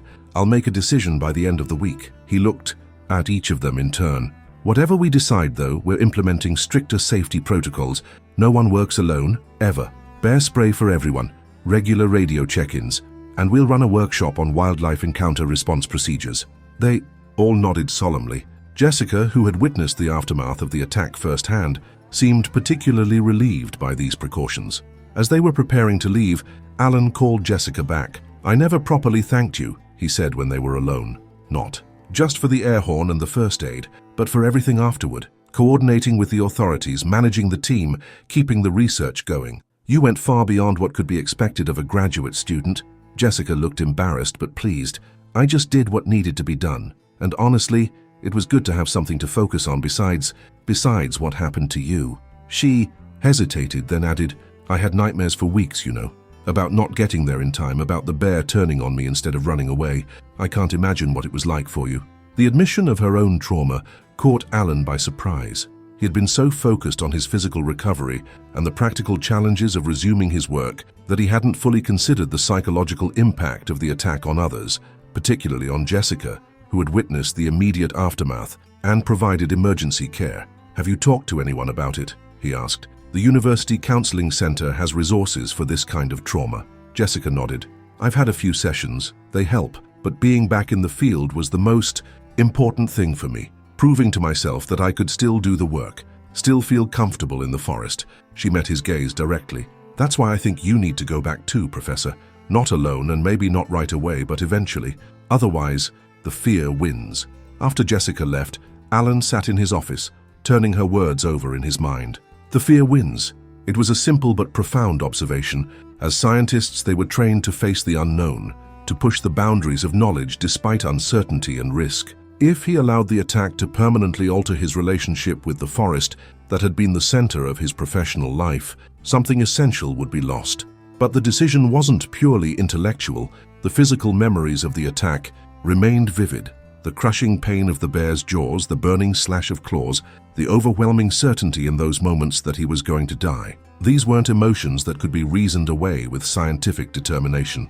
The following days were filled with the routines of academic life. Lectures to prepare, student meetings to schedule, committees to attend. Alan found comfort in these familiar activities, though they were more physically taxing than before his injuries. By the end of each day, his still healing body ached with fatigue, and the physical therapy exercises that had seemed manageable in Ann Arbor's controlled environment were more challenging after a full day of work. On Thursday afternoon, Alan had his first local physical therapy session with a therapist named Keith at the university's sports medicine clinic. After assessing Alan's progress and reviewing his medical records, Keith developed a modified therapy plan. "You've made good progress with the basics," Keith told him. "Now we need to focus on rebuilding strength and endurance for your specific activities. What does a typical day in the field look like for you?" Alan described the physical demands of his research: hiking through uneven terrain with equipment, kneeling for extended periods to collect samples, carrying samples back to the vehicle. Activities that once had been second nature now seemed daunting. Keith nodded thoughtfully. "We'll work on all of that, but I want to be clear. Full recovery to your previous level of function could take several more months, possibly up to a year for the fine motor control in your left hand. And you'll likely have some permanent limitations." It wasn't what Alan wanted to hear, but it aligned with what his previous doctors had told him. "What kind of limitations?" "Based on the degree of muscle and nerve damage, you'll probably always have slightly reduced grip strength in your left hand. Weather changes might trigger pain in the healed fracture sites. The damaged muscles in your thigh may fatigue more quickly than before." Keith's assessment was frank, but not without hope. "But none of this should prevent you from returning to your work. It just means adapting, finding new ways to manage the physical challenges." Adaptation. It was a concept central to ecology, how organisms modified their behaviors or evolved new traits in response to environmental changes. Now Alan needed to apply the principle to himself, to find a new equilibrium that accommodated his altered physical capabilities. That evening, Alan called Emma as promised, updating her on his first few days back in Marquette. She was enthusiastic about his return to teaching, but perceptive enough to notice the fatigue in his voice. "You sound tired, Dad," she commented. "Are you pushing yourself too hard?" "Probably," Alan admitted. "There's a lot to catch up on, but I'm managing. Mum says you need to pace yourself. Recovery isn't linear, remember?" Alan smiled at hearing his ex-wife's medical wisdom repeated in his daughter's voice. "Your mum is right, as usual. I'll try to take it easier tomorrow." After talking with Emma, Alan sat on his small balcony overlooking Lake Superior, watching the last light fade from the sky. The decision about the research site still weighed on his mind. Jessica's words echoed, "Otherwise the fear wins," alongside the practical suggestions from Marcus about finding an alternative location. By Friday morning, Alan had made his decision. He called an impromptu meeting with his research team after his graduate seminar. They gathered in his office, expressions curious and slightly concerned. "I've decided about the new research site," Alan began without preamble. "We're going to proceed with the original location." Jessica raised her eyebrows in surprise. "Are you sure?" Alan nodded, feeling more certain now that he had spoken the decision aloud. "Yes, but with conditions. First, we go as a complete team, all 4 of us. Second, we conduct a thorough survey of the area before establishing the permanent plot, looking for any signs of wildlife activity. Third, we maintain constant awareness and communication while on site." He paused, meeting each of their gazes in turn. "I've been studying forest ecosystems for over 20 years. I'm not going to let one traumatic event, however serious, change the fundamental nature of my work. But I'm also not going to be reckless. We'll be smarter, more prepared, more respectful of the potential dangers." The team seemed impressed by his resolve. Even Marcus, usually quick with a joke, was solemn as he nodded his agreement. "When do you want to go?" he asked. "Next Friday," Alan replied. "That gives us a week to prepare, and it's after my follow-up medical appointment. Weather permitting, we'll make it a half-day excursion, survey the site, mark the plot boundaries, collect initial samples, then leave. Nothing more ambitious than that for the first visit." With the decision made and the plan in place, Alan felt a complex mixture of anxiety and determination.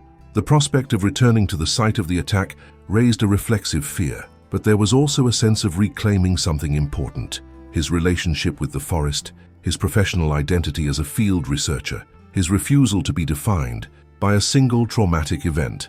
The intervening week passed quickly. Alan settled back into the rhythms of university life, gradually increasing his teaching load while continuing his physical therapy. His body still reminded him daily of its limitations: pain in his arm when the weather turned rainy, fatigue in his injured leg after standing through a long lecture, occasional nightmares that left him sweating and disoriented in the early morning hours. By Friday morning, Alan was both mentally prepared and physically apprehensive about the planned site visit. He dressed with particular care, choosing layers appropriate for the cool autumn weather, but also allowing easy movement. On impulse, he packed an extra canister of bear spray, adding it to the one already clipped to his belt. The research team met at the department at 7:30, loading equipment into the same university expedition that Alan had driven on the day of the attack. There was a palpable tension as they prepared, everyone conscious of the significance of the day's activities. Even Marcus was subdued, checking and double-checking the sampling equipment without his usual stream of wisecracks. Alan took the passenger seat, conceding the driving to Jessica without being asked. His left arm, though greatly improved, still wasn't strong enough for comfortable steering, particularly on the rough access roads to the research area. As they drove north out of Marquette, conversation was minimal, each person absorbed in their own thoughts. The forest had changed in the months since Alan's last visit. The lush green of summer had given way to the spectacular palette of autumn, bright yellow birch leaves, the deep red of maples, the russet of oaks, all standing out against the dark green backdrop of the conifers. Under different circumstances, Alan would have found the scenery uplifting. Today, the beauty was overshadowed by growing apprehension as they approached their destination. When they reached the small clearing that served as a parking area, Alan felt his heart rate increase. From here, it was approximately a mile hike to the site of the attack. Jessica turned off the engine, and for a moment, no one moved. "Everyone clear on the plan?" Alan asked, breaking the silence. "We stay together, maintain awareness, communicate constantly. We'll survey the site, mark the plot boundaries, and collect basic samples. If anyone feels uncomfortable at any point, we leave immediately. No questions asked." They all nodded, and Alan could see his own tension mirrored in their faces. This wasn't just a return to work for them, it was a confrontation with the reality of what had happened to their mentor and colleague. As they began the hike, Alan focused on controlling his breathing and maintaining a steady pace despite the slight limp that still affected his gait. The familiar trail brought back memories, not just of the attack, but of countless research expeditions over the years, of discoveries made and hypotheses tested, of the quiet satisfaction of understanding this complex ecosystem a little better with each visit. The closer they got to the site, the more Alan felt a creeping dread. His body seemed to remember the danger before his conscious mind fully registered it, a primal reaction that sent adrenaline surging through his system. He found himself scanning the forest constantly, starting at small sounds, his hand drifting repeatedly to the bear spray at his belt. "You okay, Professor?" Marcus asked quietly, falling into step beside him. Alan nodded, not trusting his voice for a moment. Then, forcing himself to speak normally, "Yes, just more affecting than I expected." Marcus nodded, his usual joking manner set aside. "We've got your back, all of us." When they finally reached the area where the attack had occurred, Alan stopped, taking in the scene. The forest looked innocuous, sunlight filtering through the canopy, a gentle slope leading down to the small stream, fallen leaves creating a colorful carpet over the forest floor.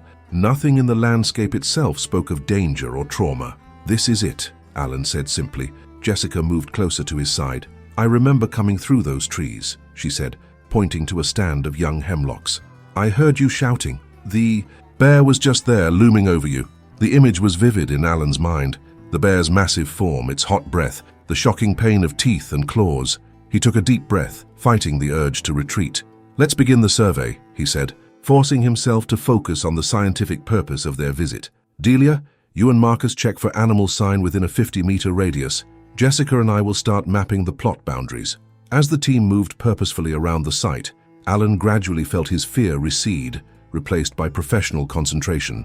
They found no fresh signs of bear activity, no tracks, no scat, no claw marks on trees. The forest seemed peaceful, indifferent to the human drama that had played out there months before. By midday, they had accomplished their objectives, surveying the area, marking the boundaries of a new 20-meter by 20-meter research plot, and collecting preliminary soil samples. As they prepared to leave, Alan felt a surprising reluctance. The return had been difficult but necessary, a reclaiming of professional territory and personal confidence. "Should we head back?" Jessica asked, noticing his hesitation. Alan nodded. "Yes, we've done what we came to do." He took a final look around the site. "We'll be back in 2 weeks for the first full sample collection. Mark it on the schedule." The hike back to the vehicle was considerably less tense than the journey in. The team chatted about the samples they'd collected, the parameters they would measure, the hypotheses they wanted to test. It was normal scientific conversation, the kind that had always characterized their field expeditions. As they loaded their equipment into the expedition, Alan felt a profound sense of accomplishment. The fear hadn't won. He had returned to the site of his most traumatic experience and reclaimed it as a place of scientific inquiry. The memories of the attack would never disappear completely, but they no longer held the power to define his relationship with the forest. The fall semester progressed, with Alan gradually resuming his full teaching and research responsibilities.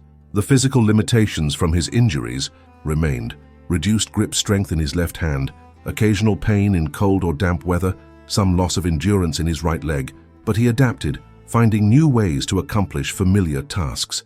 The university provided an assistant for his larger lectures to handle equipment setup and sample demonstrations, accommodations that Alan initially resisted but came to appreciate. The research at the new site proceeded according to plan, with the team making regular visits to collect samples and monitor environmental conditions. Alan always felt a momentary tension when they first arrived at the location, but it diminished with each successful, uneventful visit. They maintained their safety protocols rigorously, working as a team, carrying bear spray, remaining vigilant, but the hypervigilance of the first return gradually gave way to normal professional caution. By late October, the first snow dusted the higher elevations of the Huron Mountains, a reminder that the field research season was drawing to a close. The team made one final visit to all their research sites, including the stream location, to secure equipment that would remain over the winter and to collect the last samples before snow cover made access difficult. As they worked at the stream site, Alan found himself remembering Jessica's words from months before. "Being back in the field was the most important thing for me, proving to myself that I could still do the work, still feel comfortable in the forest." She had been right.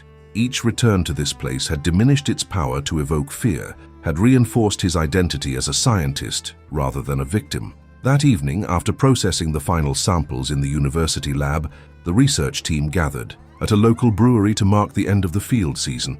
It was a tradition Alan had established years ago, a moment to reflect on the season's work, to acknowledge challenges overcome and discoveries made, to strengthen the bonds that made them an effective research unit.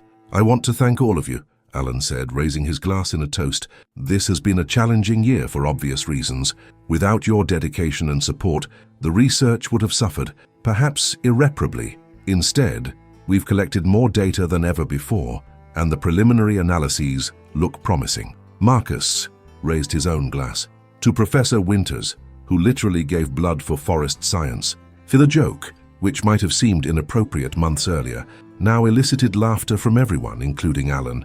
The ability to find humor in the situation was itself a sign of healing, an indication that the traumatic event had been integrated into their shared experience rather than remaining a forbidden topic. As the evening progressed, talk turned to the future, the analyses they would conduct over the winter, the manuscripts they hoped to submit, the next field season's plans. Alan listened more than he spoke, taking satisfaction in his students' enthusiasm and growing expertise. They were becoming independent researchers, capable of carrying the work forward even without his direct guidance, a reality that had been forcefully demonstrated during his recovery. It was nearly midnight when Alan returned to his apartment. The temperature had dropped, and a light snow was falling, the first of the season to reach Marquette itself. He stood on his balcony for a while, watching the flakes drift down onto the dark surface of Lake Superior, feeling the cold air against his face. Winter was coming, bringing an end to the active research season, but offering time for reflection, analysis, and writing, the intellectual work that gave meaning to the physical labor of field research. In late November, Emma came to visit for the Thanksgiving holiday as planned. It was their first reunion since Alan had left Ann Arbor, though they had maintained regular phone and video calls. Sarah drove Emma to Marquette, but declined to stay, citing responsibilities back home. Alan suspected she wanted to give him and Emma time alone together, a thoughtfulness that characterized their post-divorce relationship at its best. Emma had grown taller in just the few months since he'd seen her, her features maturing from those of a child to a young woman. She moved through Alan's apartment with curious interest, examining his books, his collection of geological specimens, the maps of research sites pinned to the walls. "It's weird seeing your place again," she commented. "It's been so long, but everything is exactly how I remember it. Alan realized with a pang that it had been over a year since Emma had last visited his apartment. Between his busy research schedule and the complications of the divorce, their visits had mostly taken place at field stations or during trips to neutral locations. He resolved to be more intentional about inviting her to his home, making her feel welcome in this part of his life. "What would you like to do while you're here?" he asked. "The weather's not great for outdoor activities, but we could visit the Maritime Museum or take a drive along the lakeshore." Emma considered this, then asked hesitantly, "Could we visit your research site? Not the one where, but I'd like to see where you work, understand it better." The request surprised Alan, but he was touched by her interest. "Of course, the main sites are accessible even with the light snow we've had. We can go tomorrow if you'd like." The next day dawned clear and cold, perfect for a drive through the autumn landscape. Alan borrowed the department's expedition, not wanting to subject his own less robust vehicle to the rough access roads. Emma was a quiet presence beside him as they drove north from Marquette, occasionally asking questions about the forests they passed or the research Alan conducted there.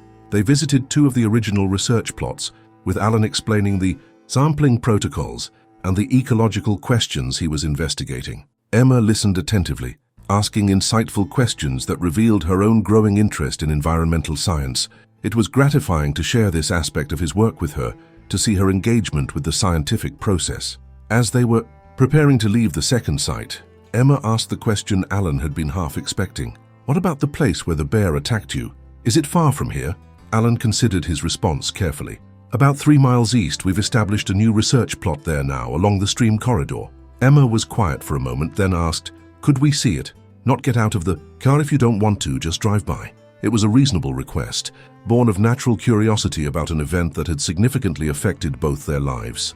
Yet Alan felt a reflexive reluctance, not wanting to expose Emma to a place associated with such violence. Then again, perhaps seeing the ordinary forest setting might help her process the reality of what had happened, separate it from the potentially more frightening images she might have constructed in her mind. "We can drive to the access point," Alan decided. "The site itself is about a mile hike from the road, but you can see the general area." They drove in silence for the next 15 minutes, following increasingly rough logging roads until they reached the small clearing that served as the parking area for the eastern research sites. Alan stopped the expedition and pointed through the windshield. "The new site is along that trail about a mile in. There's a small seasonal stream that creates slightly different soil conditions, which is why we wanted to include it in the study." Emma looked out at the seemingly unremarkable forest. "It looks so normal," she said quietly. "When Mum got the call from the hospital, when they told us what happened, I imagined some terrible, dangerous place, but it's just trees." "That's an important insight," Alan told her. "The natural world isn't inherently malevolent or benevolent, it simply is. The bear wasn't being evil when it attacked me, it was responding to perceived threat according to its nature. The forest isn't dangerous in itself, but it contains elements that can be dangerous under specific circumstances." Emma nodded, still looking out at the trees. "Do you ever think about the bear, the one that attacked you?" Alan considered the question. "Yes, though less often now. I've made my peace with what happened, including the bear's fate. It was following its instincts, just as I was following mine when I fought back." They sat in silence for a while longer, each absorbed in their own thoughts. Then Emma surprised Alan with another question. "Can we walk a little way down the trail? Not all the way to the site, just, I want to see what it feels like." Alan hesitated.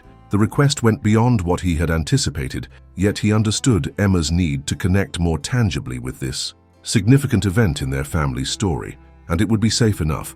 Bears were increasingly inactive as winter approached, and they would go no more than a short distance from the vehicle. "All right," he agreed, "but just a little way and we stay together." They got out of the expedition, the cold November air sharp in their lungs. Alan clipped a canister of bear spray to his belt, a precaution that had become automatic whenever he entered the forest, and led Emma onto the narrow trail. They walked slowly, partly due to Alan's still present limp and partly to allow Emma to take in the forest environment. After about a quarter mile, Alan stopped. "This is far enough. The attack site is still quite a distance ahead." Emma stood beside him, looking at the surrounding forest with curious intensity. The deciduous trees had lost their leaves, creating an open, skeletal canopy above them. The ground was dusted with light snow, crunching slightly under their boots. A woodpecker drummed somewhere in the distance, the sound carrying clearly in the cold air. "It's beautiful," Emma said finally. "I can see why you love it, why you've dedicated your career to understanding it." She turned to look at her father directly. "And I think I understand better now why you went back, why you didn't just choose a different research site." Alan was struck by her perceptiveness. "Why do you think that was?" "Because this is who you are," she said simply. "You're a scientist who studies forests. Running away from the forest because something bad happened there would be like running away from yourself." The insight, so clearly expressed by his 16-year-old daughter, moved Alan deeply. "That's exactly it, Em. More than I could have explained it myself." They stood together for a few minutes longer, sharing the moment of connection. Then, by mutual unspoken agreement, they turned and walked back to the vehicle, ready to return to the warmth and safety of town. The remainder of Emma's visit passed pleasantly, filled with museum trips, meals at Alan's favorite local restaurants, and long conversations about her school activities and future plans. When Sarah came to pick her up on Sunday, Alan felt the familiar pang of separation that always accompanied these partings, but it was tempered by the knowledge that their relationship had deepened during this visit. They had shared something meaningful in the forest, an understanding that went beyond words. As winter settled fully over the Upper Peninsula, Alan's work shifted indoors, analyzing data, writing manuscripts, planning the next field season. The physical evidence of his injuries gradually became less noticeable. The cast on his arm had long been removed. The surgical scars faded from angry red to pale pink. The limp in his walk reduced to a slight unevenness that was apparent only to those who knew to look for it. The psychological effects lingered longer. Alan still had occasional nightmares, though they were less frequent and less vivid than in the immediate aftermath of the attack. Certain sounds, a branch breaking in the forest, the huffing of a dog, could trigger a momentary spike of adrenaline. He remained more cautious in the field than before, more aware of his surroundings, more conscious of potential dangers. But these changes didn't prevent him from doing his work or finding joy in it. In February, Alan was invited to present his research at a conference in Chicago. It would be his first professional travel since the attack, an opportunity to share the preliminary findings from the expanded study and to reconnect with colleagues from other institutions. He accepted without hesitation, seeing it as another step in his return to full professional activity. The conference was held at a downtown hotel, far removed from the forests of Michigan's Upper Peninsula.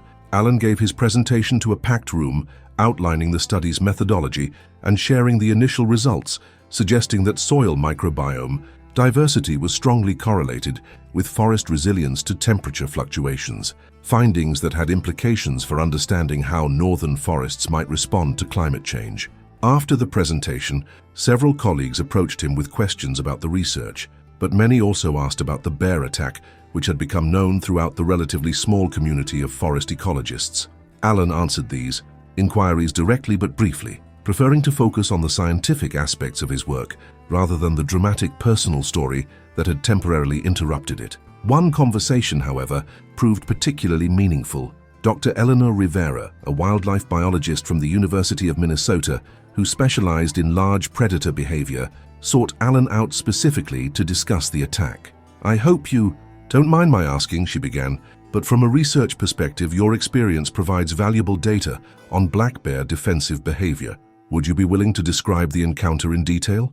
It could contribute to our understanding of human-wildlife interactions." Alan appreciated her straightforward, scientific approach to the subject. Over coffee in the conference hotel lobby, he provided a detailed account of the encounter, the initial signs of bear activity he had observed, the bear's appearance and behavior, the sequence of events leading to the attack, and the bear's response to Jessica's intervention with the air horn. Dr. Rivera listened attentively, occasionally asking clarifying questions. When Alan finished, she nodded thoughtfully. "Your experience aligns with what we know about defensive attacks. The bear perceived a threat when you fell and made a loud noise, triggering its fight-or-flight response. In this case, with your sudden movement and the unfamiliar sound, it chose fight." "And the previous injuries the necropsy revealed?" Alan asked. "The evidence of having been trapped or snared in the past, would that have contributed to its aggressive response?" "Potentially, yes. Bears that have had negative interactions with humans may develop increased wariness or defensiveness." She paused. "But I want to emphasize something. Black bear attacks remain incredibly rare, even in areas with abundant bear populations. Your case is valuable to study precisely because it's so uncommon. the conversation shifted to broader questions of human-wildlife coexistence, the challenges of conducting research in areas shared with large predators, and the most effective safety protocols for field researchers. By the end, Alan felt he had gained additional context for his experience, placing it within the wider framework of scientific understanding rather than seeing it solely as a personal trauma. When Alan returned to Marquette, the Upper Peninsula was still firmly in winter's grip, with deep snow covering the ground and temperatures regularly dropping below zero. His research sites were inaccessible, except by snowshoe or ski, and even then the primary activity was checking the monitoring equipment that remained in place year-round. It would be months before the spring thaw allowed resumption of the regular sampling program. This period of relative inactivity allowed Alan time for reflection. Nearly 9 months had passed since the bear attack. His physical recovery, while not complete, had progressed to the point where he could perform most of his professional duties without significant accommodation. He had returned to the site of the attack multiple times, reclaiming it as a place of scientific inquiry rather than trauma. He had shared his experience with family, students, and colleagues, integrating it into his personal and professional narrative. Yet there remained a sense of unfinished business, a need for closure that Alan couldn't quite articulate. The bear that had attacked him was dead, euthanized according to policy. The physical wounds were healing. The research continued. What else was there to resolve? The answer came to him gradually, emerging from his conversations with Emma during her visit and with Dr. Rivera at the conference. Both had approached the attack from perspectives that emphasized understanding rather than fear, Emma seeing it as part of the reality of her father's work in natural environments, Dr. Rivera viewing it as data contributing to scientific knowledge about bear behavior. What Alan realized he wanted was to complete the transformation of the attack from a purely traumatic event to a meaningful experience, one that could inform his work, deepen his understanding of the natural world, and potentially help others who ventured into bear country for research or recreation. With this understanding, Alan began work on a new project, a comprehensive guide to field safety for researchers working in areas with large predators. He drew on his own experience, scientific literature on animal behavior, and input from colleagues like Dr. Rivera, who specialized in wildlife biology. The guide covered not only emergency response procedures, but also preventative measures, risk assessment strategies, and the psychology of fear in wilderness settings. As spring approached, Alan felt a growing anticipation for the new field season. The research plots would soon emerge from under the snow, revealing the changes that had occurred during the winter months. The soil samples collected the previous fall had yielded interesting results, suggesting patterns in microbial community, composition that correlated with forest resilience metrics. The expanded study, including the stream site, promised to provide even more comprehensive data on these relationships.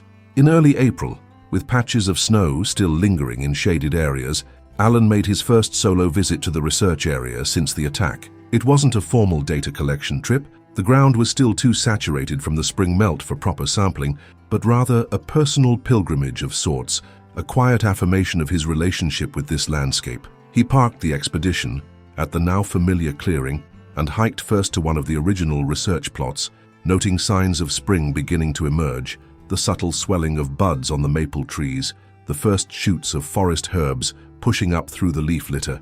The increased activity of birds returned from their winter territories. After spending some time at the original site, Alan made the decision to continue to the stream location where the attack had occurred.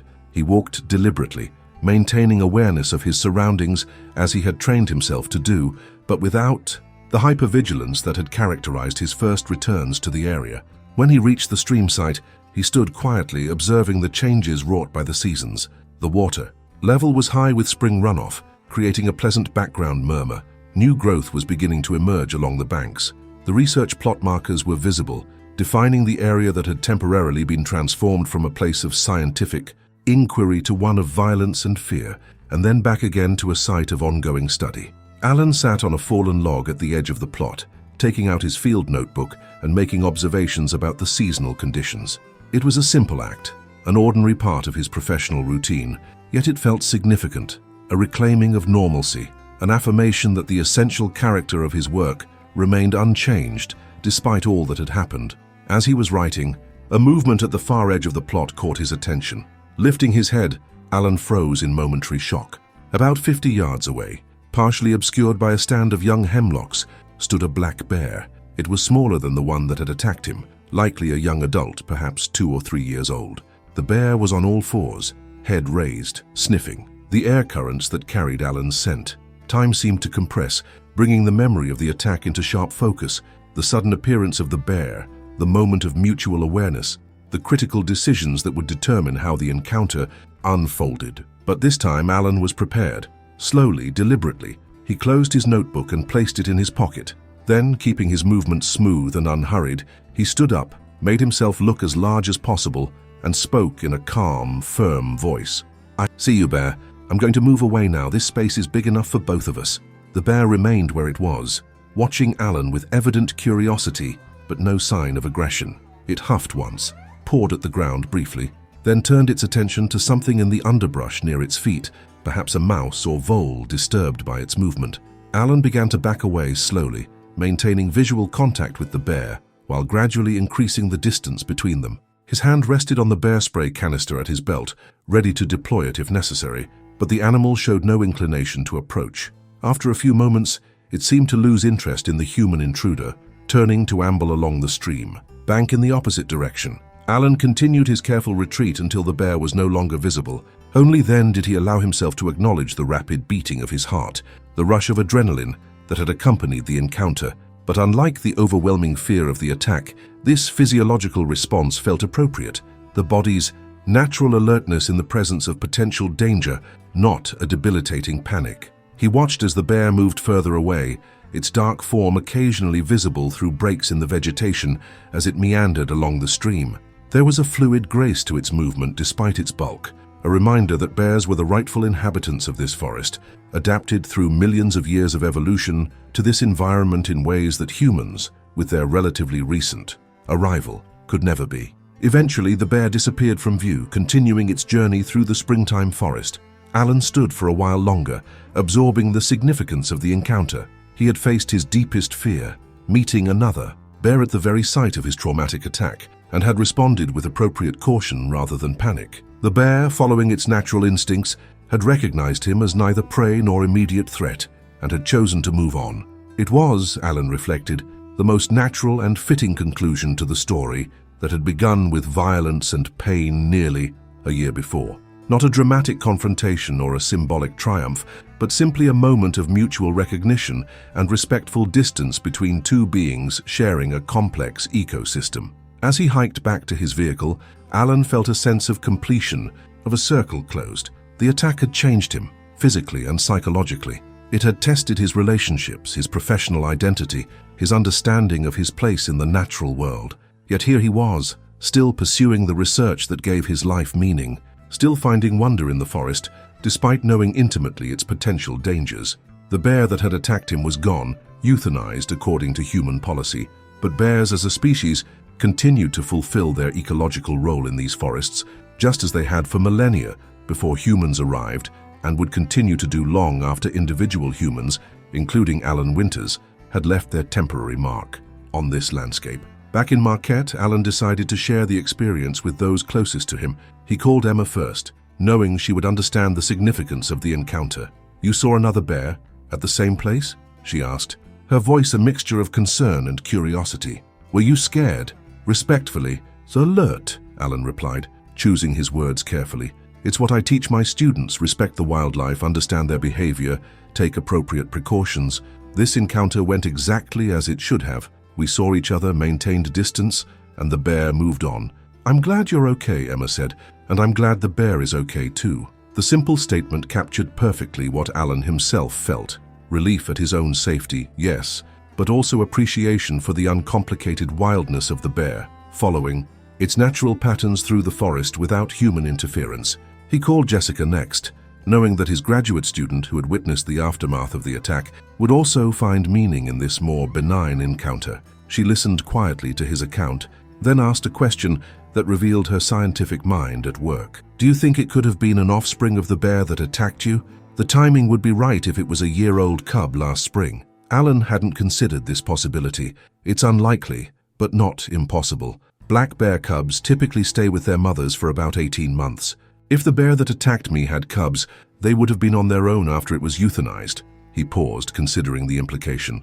An interesting hypothesis, but we'll never know for certain.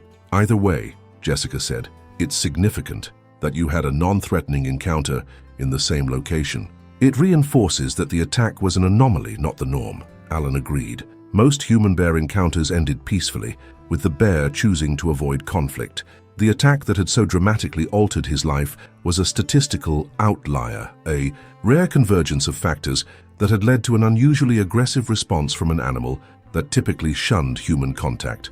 The summer research season began in earnest, with the team resuming their regular sampling schedule across all sites, including the stream location. Alan participated fully, though he remained more cautious than before, more attentive to signs of wildlife activity, more insistent on safety protocols. The physical limitations from his injuries persisted. He tired more quickly than before, occasionally needed help with tasks requiring fine motor control, and still felt pain in his arm during cold or damp weather. But these were accommodations he had learned to live with, adjustments that had become part of his new normal. The research itself was yielding intriguing results. The soil samples from the stream site showed distinctly different microbial communities compared to the upland forest plots, with greater diversity and resilience to temperature fluctuations. These findings supported Alan's hypothesis that riparian zones might serve as reservoirs of biological diversity that could help forest ecosystems adapt to changing climate conditions. As the summer progressed, Alan began to incorporate the stream site encounter into his field safety guide, using it as a case study in proper response to bear sightings. The guide was taking shape as both a practical manual for researchers and a broader reflection on human-wildlife relationships in an era of increasing habitat overlap. By the one-year anniversary of the attack in early September, Alan felt he had come full circle. The date itself passed without particular ceremony or commemoration. He was in the field that day, working with his team at one of the original research plots, engaged in the work that had been temporarily interrupted but never abandoned. That evening, alone in his apartment, Alan took out the newspaper article about the attack that Jessica had brought to the hospital nearly a year before. Reading it now was like examining an artifact from someone else's life. The details were familiar but distant, as if they had happened to a different person or in a different lifetime. The closing paragraphs of the article still resonated. For Winters, the experience has deepened rather than diminished his respect for the natural world. This hasn't changed my commitment to understanding and protecting these ecosystems, he told the Mining Journal. If anything, having such a visceral reminder of my place within the natural order gives me a perspective that might actually enhance my research. At the time, these had been aspirational words, a statement of intention rather than accomplished fact.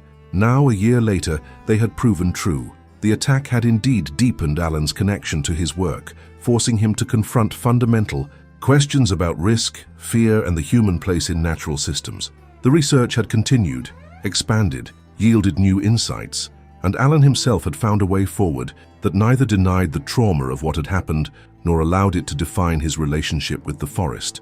The bear that had attacked him was gone, its life ended by human decision according to human policy. The bear he had encountered in the spring had moved on, following its own path through the forest according to its nature, and Alan remained, changed by his experience but not diminished by it, carrying the visible scars on his body and the less visible but equally permanent marks on his psyche. These were not wounds that ever fully healed in the sense of disappearing without trace. They were transformations, alterations in the physical and psychological landscape that required adaptation rather than erasure. Like the forest itself, constantly changing, yet fundamentally persistent, Alan had found a new equilibrium, different from before but no less viable, no less authentic to his essential nature. As he placed the newspaper clipping back in the folder where he kept records of the attack, Alan thought of the bear he had seen in the spring, moving with fluid grace along the stream bank before disappearing into the forest. There was a rightness to that image, a completion of the narrative that had begun in violence but ended in mutual recognition and respectful distance. The bear had moved on, and so had Alan, each carrying their experiences forward into an uncertain future, each following their nature through a complex and sometimes dangerous world, each belonging in their own way to the ancient forests of Michigan's Upper Peninsula, where human and wild lives intersected in ways both meaningful and mysterious. The early morning fog clung to the White Mountains of New Hampshire like a damp blanket, obscuring the peaks and turning the dense forest into a labyrinth of shadows. Diane Kelly tightened the straps on her backpack and checked her GPS one more time. At 34, she had been working as a ranger for the White Mountain National Forest for nearly 8 years, and the familiar weight of responsibility settled comfortably on her shoulders. This was routine, a 2-day trip to restock and inventory supplies at the backcountry trail shelters scattered throughout the eastern section of the forest. She had made this trip dozens of times before. The spring thaw had come early this year, and with it, the awakening of the forest's inhabitants. Black bears, emerging hungry from their winter dens, were particularly active, searching for food after months of hibernation. The Forest Service had posted additional warnings at trailheads, and Diane had included extra bear spray canisters in her supply run. Standard procedure, nothing to worry about. As Diane set off from the Crawford Notch Ranger Station parking lot, she nodded to Mike Larson, the senior ranger who was helping load the department's pickup truck with supplies for the more accessible shelters. "All set, Diane?" Mike called, adjusting his Forest Service cap as he hoisted a box of first aid supplies into the truck bed. "Good to go," she replied, double-checking that her radio was securely clipped to her belt. "I should reach Ethan Pond Shelter by noon, then hit Thoreau Falls and Zealand by tomorrow afternoon." Mike frowned slightly, glancing at the overcast sky. "Weather report says we might get some rain later today. You sure you don't want to take the ATV for at least part of the route?" Diane shook her head. "Nah, trail's too narrow in most spots. And honestly, I could use the exercise." She patted her thigh, which still occasionally ached from an old skiing injury. "Besides, I've got everything I need right here." "All right, but check in when you reach each shelter. Standard protocol." Mike's stern expression softened slightly. "And watch out for our furry friends. Taylor spotted fresh bear scat near Ethan Pond last week." "Don't worry," Diane said, tapping the canister of bear spray holstered at her hip. "I won't be sharing my lunch with any uninvited guests." With a final wave, Diane set off down the trail, her boots crunching on the still partially frozen ground. The path ahead was familiar. She knew every route, rock and turn, but she never took it for granted. The White Mountains were beautiful but unforgiving, and even experienced hikers could find themselves in trouble if they grew complacent. The first few miles passed uneventfully. The trail wound through stands of white pine and birch, occasionally opening to reveal breathtaking vistas of the surrounding mountains. Despite the chill in the air, Diane found herself warming up quickly, her breath forming small clouds as she maintained a steady pace. The weight of her pack, filled with dried foods, medical supplies, repair materials, and fresh logbooks for the shelters, felt satisfying rather than burdensome. By mid-morning, the fog had begun to lift, revealing patches of blue sky between the clouds. Diane paused at a small clearing to check her map and take a swig from her water bottle. A chickadee called from a nearby branch, its cheerful note piercing the otherwise quiet forest. She was making good time. Another 3 miles would bring her to Ethan Pond Shelter, where she planned to eat lunch before conducting her inventory. As she continued along the trail, Diane's mind wandered to the upcoming summer season. Memorial Day weekend was just a few weeks away, and soon the trails would be filled with hikers of varying experience levels. She enjoyed the solitude of these early spring maintenance trips, but she also looked forward to the energy that visitors brought to the forest. After all, sharing this pristine wilderness with others was part of why she had become a ranger in the first place. The trail began to climb more steeply, and Diane adjusted her pace, her calf muscles burning pleasantly with the exertion. She crossed a small stream via a series of stepping stones, noting that the water level was higher than usual due to the spring melt. She made a mental note to include that in her report. Some of the lower elevation trails might need temporary warnings about high water. By 11:30 a.m., Diane caught her first glimpse of Ethan Pond Shelter through the trees.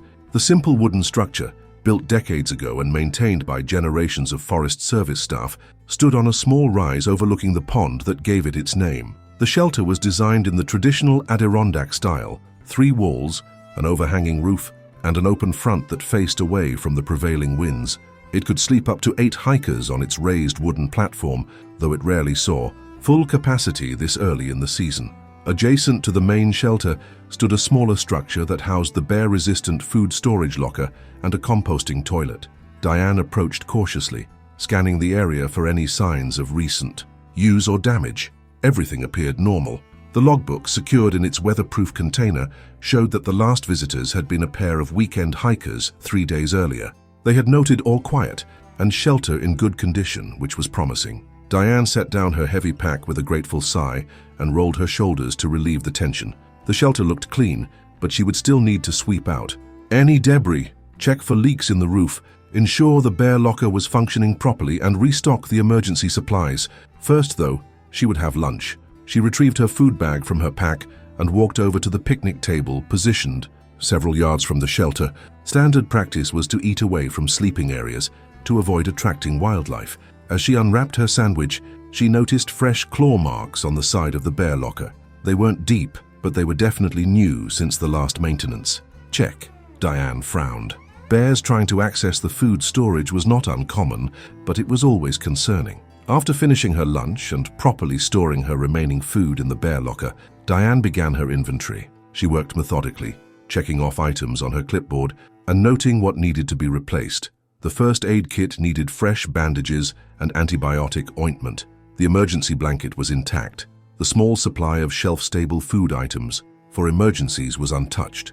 The shelter itself was in good condition, though one of the support beams would need treatment for the early signs of rot come summer. It was while she was examining the roof for leaks that Diane heard the first indication that something was wrong, a shuffling sound from the direction of the food storage locker. She turned slowly, her hand instinctively moving toward her bear spray. Standing by the bear locker was a black bear of significant size, easily over 200 pounds, with a glossy black coat that indicated good health. The bear was up on its hind legs, massive paws exploring the locking mechanism of the food storage container.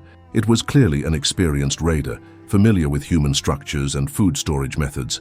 Diane's training kicked in immediately. She stood tall, making herself appear as large as possible, and spoke in a firm, loud voice. "Hey bear, go on, get out of here." The bear dropped to all fours and turned toward her, its small eyes appraising her with what seemed like calculation rather than fear. It didn't run away as bears often did when confronted by humans. Instead, it took a step forward, its nose working to catch her scent. "Hey, go on!" Diane clapped her hands together sharply, producing a loud crack that echoed across the clearing. The bear hesitated but didn't retreat. It was then that Diane noticed the distinctive ear tag, a small yellow marker attached to the bear's right ear. This was a tagged bear, meaning it had been captured and released by wildlife officials before, likely due to previous encounters with humans. Maintaining eye contact with the bear, Diane slowly reached for her radio. "Mike, this is Diane at Ethan Pond," she said quietly but clearly. "I've got a tagged black bear at the shelter behaving abnormally, not retreating when confronted." After a moment of static, Mike's voice came through. "Copy that. Are you in a secure position?" "Negative," Diane replied, still watching the bear, which had begun to move laterally as if looking for a better angle of approach. "I'm in the shelter, but it's between me and the trail." "All right, stay calm," Mike responded. "Use your bear spray if necessary. I'm sending Taylor your way, but he's at least 2 hours out. Can you secure yourself in the shelter?" "I'll try," Diane said, her voice steady, despite the adrenaline now coursing through her system. "The bear is showing signs of habituation. Yellow ear tag male, roughly 200 pounds. Understood. Keep your radio on. We'll..." Mike's voice cut off as the radio emitted a sharp burst of static. Diane looked down at the device in dismay. Battery issue? Signal problems? It didn't matter now, she was on her own, at least for the immediate future. The bear had stopped its lateral movement and was now pawing at the ground, a behavior that could indicate aggression or simple curiosity. Diane knew she needed to get to a more secure position. The shelter itself offered limited protection with its open front, but at least it would prevent the bear from approaching from behind or above. Slowly, she began to back deeper into the shelter, never taking her eyes off the bear. "Hey bear," she called again, her voice commanding. "You don't want to do this. There's nothing for you here." The bear seemed to consider this for a moment, before dropping onto all fours again and ambling toward the bear-resistant food locker. For a moment, Diane thought the crisis might be averted. If the bear became engrossed in trying to open the locker, she might have an opportunity to move away from the shelter and back toward the trail. But the bear's interest in the locker was short-lived. After a perfunctory sniff and another swipe at the locking mechanism, it turned back toward the shelter, toward Diane. Its movements were purposeful now, with none of the hesitation it had shown earlier. Diane unholstered her bear spray and removed the safety tab. "Don't make me use this," she muttered, knowing full well the bear couldn't understand her words, but taking some comfort in the sound of a human voice, even her own. The bear approached the open front of the shelter, its massive head swinging from side to side as it scented the air. Diane could smell its musky odor now, a combination of wet fur and wild animal that triggered something primal in her human brain. Danger, predator, run. But running was the worst thing she could do. Instead, she held her ground at the back of the shelter, the bear spray extended in front of her, ready to deploy. The recommended distance for bear spray was at least 25 feet, giving the aerosol cloud time to expand. The bear was now just 15 feet away, too close for optimal effectiveness, but she had no choice. "Last warning, bear," Diane called, her voice echoing in the confined space of the shelter. She stamped her foot hard against the wooden platform, hoping the vibration and noise might discourage the animal. For a heartbeat, it seemed to work. The bear paused, tilting its head as if confused by her behavior. Then, with a speed that belied its size, it charged into the shelter. Diane pressed the trigger on the bear spray, releasing a cloud of capsaicin-based deterrent directly into the bear's face. The effect was immediate. The bear reared back, pawing at its eyes and snout, making chuffing sounds of distress. The spray had worked, but in the confined space of the shelter, Diane was affected too. Her eyes burned, and her throat constricted as some of the spray blew back toward her. Coughing and blinking away tears, she saw her opportunity. The bear had retreated several steps, temporarily blinded by the spray. If she could get past it, now she could make it to the trail. Diane lunged forward, aiming to slip past the bear's right side, where the space between the animal and the shelter wall seemed widest. It was a calculated risk, and it almost worked. As she moved past, the bear, acting more on instinct than vision, swung out wildly with one massive paw.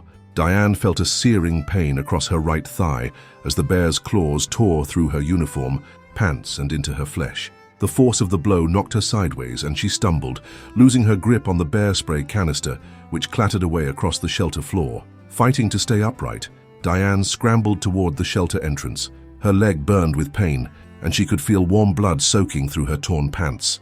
The bear, still disoriented from the spray, shook its massive head and backed further into the shelter, giving her the opening she needed. Diane half ran, half limped away from the shelter, heading not for the main trail, which would take her too close to the still dangerous bear, but toward the pond.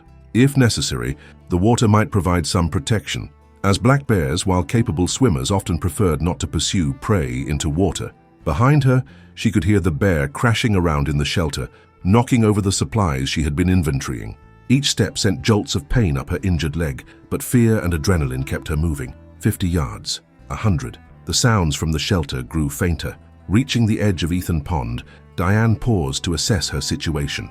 Her right thigh bore 3 deep gashes where the bear's claws had connected. The wounds were bleeding steadily but not spurting, which suggested the claws had missed any major arteries. Still, the injury was serious and would require proper medical attention. First, though, she needed to stop the bleeding and ensure the bear wasn't following her. She removed her pack and extracted her first aid kit with shaking hands.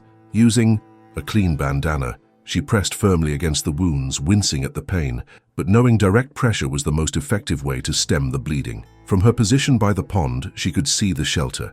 The bear had emerged and was now investigating the area around the food locker again, apparently having recovered somewhat from the effects of the spray. It showed no immediate interest in pursuing her, which was a small mercy. Diane's radio crackled to life, making her jump. "Diane, come in. This is Mike. Do you copy?" With her free hand, she fumbled for the radio. "Mike, I'm here," she said, her voice tight with pain. "Bear encounter turned aggressive. I've been injured, but I'm away from the shelter now, by the pond. What's your status?" Mike's voice was tense. "Laceration to right thigh from bear claw, bleeding controlled for now. Bear was temporarily deterred by spray but is still in the area." Diane glanced toward the shelter, where the bear had now moved on to investigating the picnic table where she had eaten lunch. "I need extraction and medical attention." "Taylor's on his way with the ATV," Mike responded. "ETA about 90 minutes. Can you maintain your position safely until then?" Diane assessed her surroundings. The shore of the pond offered little cover, but she could see a stand of dense conifers about 30 yards to her left that might provide better concealment. "Affirmative," she replied. "I'll move to a more secure position and continue first aid. Tell Taylor to approach with caution. Bear is still active in the area." "Understood. We're also contacting New Hampshire Fish and Game about the tagged bear. Keep your radio on and check in every 15 minutes.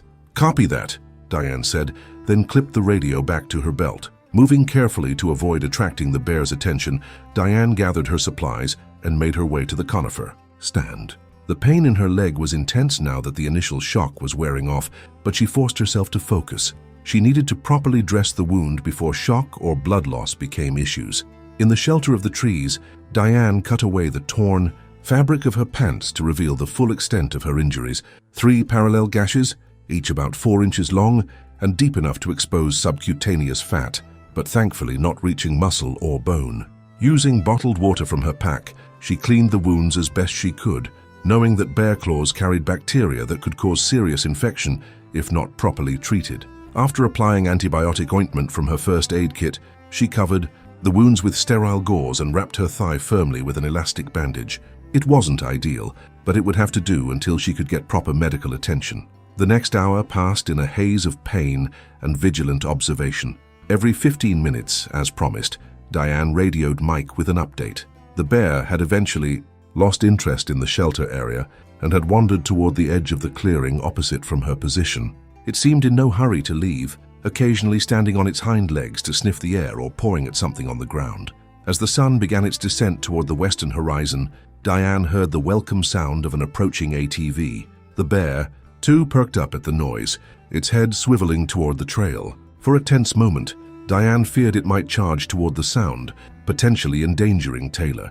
But instead, after a brief hesitation, the bear dropped to all fours and lumbered into the forest, disappearing among the trees just as the ATV came into view.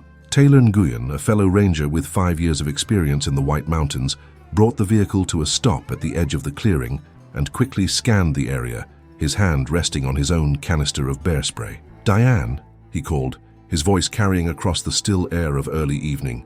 "Over here," she responded, waving from her position among the trees. The bear just left, headed east into the forest. Taylor hurried over to her, his face grim as he took in her bandaged leg and pale complexion. "Jesus, Diane, let's get you out of here."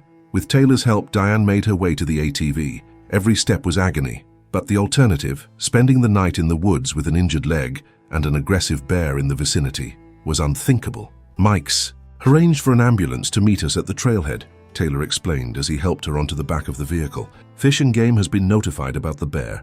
They're sending someone out tomorrow to assess the situation." Diane nodded, too exhausted and in too much pain to formulate a lengthy response.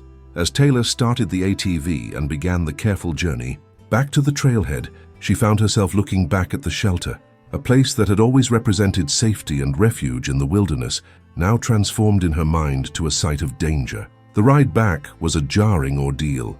Even with Taylor driving as carefully as possible, every bump and dip in the trail sent fresh waves of pain through Diane's injured leg. By the time they reached the trailhead parking lot, where an ambulance was indeed waiting with lights flashing, Diane was lightheaded from pain and the beginnings of shock. The EMTs worked efficiently, transferring her from the ATV to a stretcher and then into the ambulance. One of them, a woman named Sarah according to her name tag, cut away Diane's makeshift bandaging to assess the wounds. "Bear attack?" she asked, her expression professional but concerned. "Black bear," Diane confirmed, wincing as Sarah cleaned the wounds with antiseptic. "Tagged individual, male, probably, around 200 pounds. "You're lucky," Sarah said, applying fresh dressings to the lacerations. "These are deep, but they missed any major blood vessels. You'll need stitches, and we'll want to start you on antibiotics right away to prevent infection." Mike appeared at the open ambulance doors, his normally stoic face creased with worry. "How is she?" "She'll be fine," Sarah assured him. "But we need to get her to the hospital now." "I'll meet you there," Mike told Diane. "Taylor's going to secure the scene at Ethan Pond, and I've got Fish and Game on the phone. They want a full report." Diane nodded weakly. "The bear—" "Don't worry about that now," Mike interrupted gently. "Focus on getting patched up. We'll handle the rest." As the ambulance doors closed and the vehicle began its journey to Littleton Regional Healthcare, the nearest hospital with a proper emergency department, Diane closed her eyes. The day's events played on loop in her mind. The bear's approach, the moment of attack, the pain and fear. She had done everything by the book, followed all protocols, and still ended up injured. At the hospital, things moved quickly. The emergency department had been notified of her arrival, and a team was waiting. The wounds were thoroughly cleaned, examined, and then stitched closed by a doctor, who mentioned having treated other wilderness injuries over the years, though bear attacks were thankfully rare. "You're going to have some impressive scars," he told her as he worked, his hands steady and precise. "But with proper care, you should regain full function. I'm more concerned about infection, which is why we're admitting you overnight for IV antibiotics." Diane was too exhausted to argue. The local anesthetic had numbed the physical pain, but the emotional and mental strain of the day's events was catching up with her. By the time she was settled in a hospital room, with an IV drip delivering antibiotics and fluids, she was struggling to keep her eyes open. Mike arrived as the nurses were finishing their initial checks. He pulled up a chair beside her bed, his ranger hat in his hands, turning it absently as he spoke. Fish and Game is sending a team first thing tomorrow, he explained. Based on your description and the ear tag, they think it might be a bear they've relocated twice before, once from a campground near Franconia Notch and once from a residential area outside of Conway. Problem bear, Diane murmured. The term they used for animals that had become habituated to human presence and food sources. Mike nodded grimly. If it's the same one, this would be strike 3. They may have to euthanize it. Despite her pain and the trauma of the attack, Diane felt a pang of regret at this news. She had become a ranger because of her love for wildlife and wilderness. The bear had acted on instinct, driven by hunger after the long winter. It wasn't malice that had motivated the attack, just the animal's natural drive to find food. Maybe there's another option, she suggested weakly. Relocation further north, maybe? Into more remote territory? Mike's expression was sympathetic but realistic. That'll be up to Fish and Game, but a bear that's learned to associate human structures with food, that's shown aggression toward human, the options are limited. Diane sighed, then winced as the movement pulled at her stitches. I know. It's doing what bears do. And we're doing what we need to do to keep people safe, Mike reminded her gently. Get some rest. I'll be back tomorrow and we can go through the formal incident report then. After Mike left, Diane drifted in and out of sleep, her dreams filled with the image of the bear's face as it charged into the shelter. Not monstrous or evil, just wild and hungry, and following the instincts that had kept its species alive for millennia. Morning brought a parade of visitors. First, the doctor, who pronounced himself cautiously optimistic about her prognosis. The wounds were clean, showing no early signs of infection, and while she would need to use crutches for at least a week to avoid putting strain on the stitches, he expected her to make a full recovery. Next came a representative from New Hampshire Fish and Game, a serious-looking woman named Lauren Prescott, who took detailed notes as Diane recounted the encounter. Based on your description and the location of the attack, we're fairly certain this is a bear we've been tracking for the past 2 seasons, Lauren explained. Male, approximately 6 years old, first tagged after raiding dumpsters in Conway, then relocated. Second incident involved breaking into a storage shed at a campground. Relocated again further north, but it seems he's made his way back to familiar territory. What happens now? Diane asked, though she suspected she already knew the answer. Lauren's expression was sympathetic, but resolute. We've set up trail cameras and a trap near Ethan Pond. If it's the bear we think it is, and we can confirm that through the ear tag, protocol dictates that it be euthanized. A bear that associates humans with food and has demonstrated aggressive behavior presents too great a risk to public safety. Diane nodded, understanding the reasoning even as she felt a sense of sadness. And if you can't trap it, we'll maintain monitoring of the area, possibly close some trails temporarily if there are additional sightings, but bears tend to be creatures of habit. If this one has found success at backcountry shelters before, it's likely to return. Lauren closed her notebook. I'm sorry about what happened to you. It's an unfortunate situation all around. After Lauren left, Mike returned along with Jennifer Morales, the district ranger who oversaw operations for that section of the White Mountain National Forest. Jennifer, a veteran with over 20 years of experience, had driven up from the district office as soon as she heard about the incident. First and most important, how are you feeling? Jennifer asked, her concern evident. I've been better, Diane admitted, but the doctor says I should make a full recovery. Good, Jennifer nodded firmly. Now, I need to know exactly what happened, from start to finish. We're conducting a full review of the incident. For the next hour, Diane went through every detail of the encounter, her arrival at the shelter, her observations of the bear locker, the bear's approach and behavior, her attempts to deter it, and finally, the attack itself. Jennifer and Mike listened intently, occasionally asking for clarification, but mostly allowing her to tell the story at her own pace. You did everything by the book, Jennifer assured her when she had finished. Bear spray, attempt to appear large and intimidating, not running, textbook response to a bear encounter. The fact that this particular bear didn't respond to those deterrents is concerning and supports Fish and Game's assessment that it's a habituated individual. What about the shelters? Diane asked. Are we going to need to make changes? Jennifer and Mike exchanged glances. "We're already discussing that," Mike said. "One option is to upgrade all the backcountry bear lockers to newer models with more secure locking mechanisms. Maybe add more signage about proper food storage." "That's a start," Diane agreed. "But I've been thinking, what if we modified the shelters themselves? Most of our Adirondack-style shelters have that completely open front. What if we added partial barriers that could be secured at night? Not full doors, that would change the fundamental nature of the shelters, but something that would make it harder for wildlife to enter." Jennifer looked thoughtful. "That's worth considering. Cost would be a factor, and there would be design challenges to maintain proper ventilation and emergency egress, but it's not a bad idea." "I'd like to be involved in that discussion," Diane said, her voice stronger now. "When I'm back on duty, I mean." "Of course," Jennifer assured her.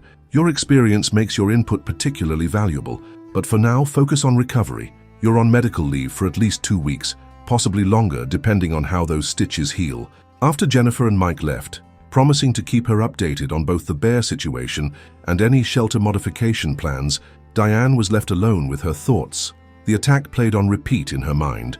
The bear's charge, the spray, the searing, pain as claws connected with flesh, but alongside the fear and trauma was a growing sense of determination.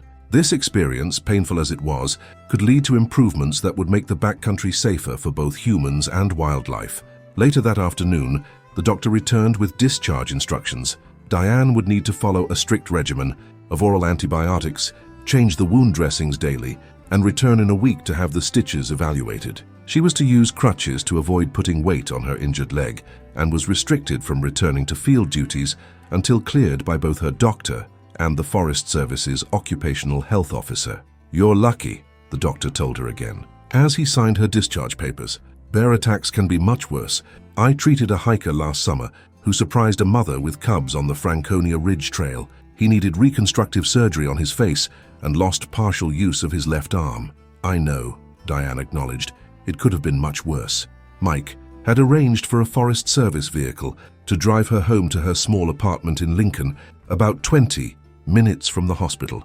As they drove through the familiar landscape of the White Mountains, Diane found herself scanning the forest edge with new wariness. How many times had she passed within yards of a bear without knowing it? The thought wasn't exactly comforting. Her apartment, a modest one-bedroom on the second floor of a converted house, had never felt so welcoming. Mike helped her up the stairs and made sure she was settled comfortably before heading back to the ranger station. "I'll check in tomorrow," he promised. "And remember, you're not to come into work for at least 2 weeks." Doctor's orders backed up by Jennifer. Alone in her apartment, Diane carefully maneuvered herself to the bathroom mirror and lifted her hospital gown to examine the bandaged wounds. Even covered, she could visualize the 3 parallel gashes beneath the white gauze. They would indeed leave impressive scars, a permanent reminder of her encounter with the wild. Tired but too wired to sleep, she settled on her couch with her laptop and began researching bear-resistant shelter designs. There were innovations being used in other wilderness areas, Yellowstone, Glacier National Park, parts of Canada, that might be adaptable to the White Mountain shelters. She started making notes, sketching ideas, channeling her nervous energy into something productive. Around sunset, her phone rang. It was Taylor. "Hey," he said when she answered. "Just checking in. How are you feeling?"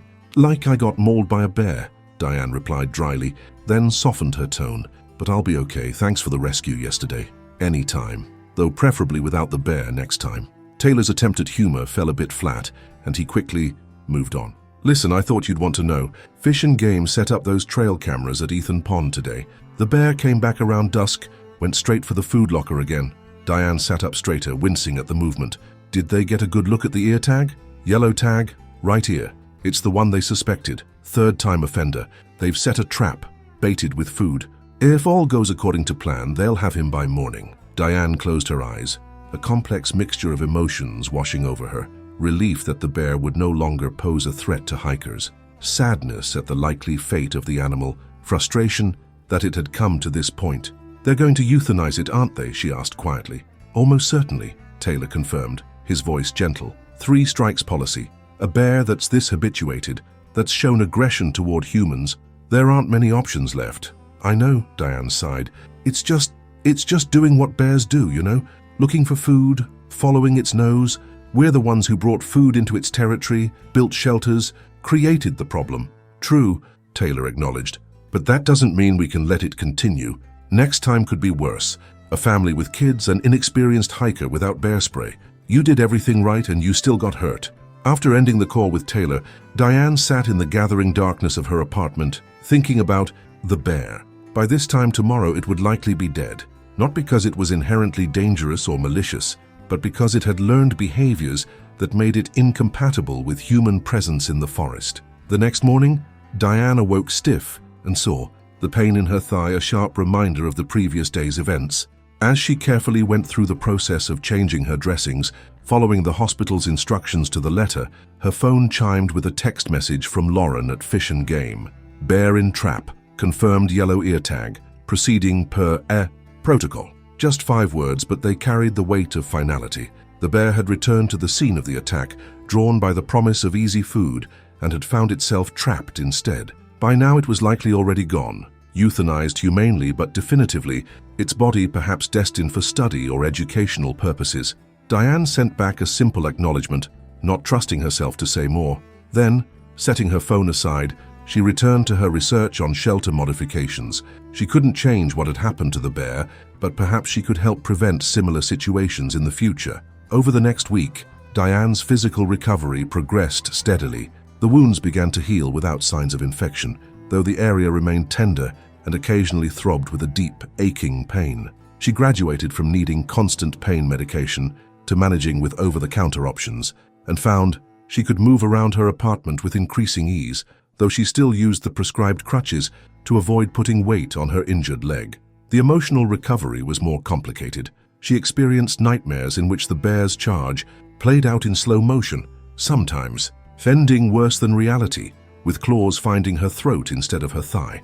During daylight hours, she would occasionally find herself startled by unexpected sounds, her body responding with a surge of adrenaline before her mind could catch up and recognize that she was safe in her apartment, far from any bears.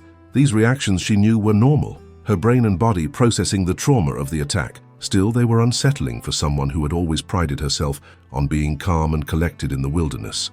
Regular visits and calls from her colleagues helped. Mike stopped by every other day, bringing groceries and updates from the ranger station. Taylor called in the evenings to chat about inconsequential things, carefully avoiding mention of the bear unless Diane brought it up first.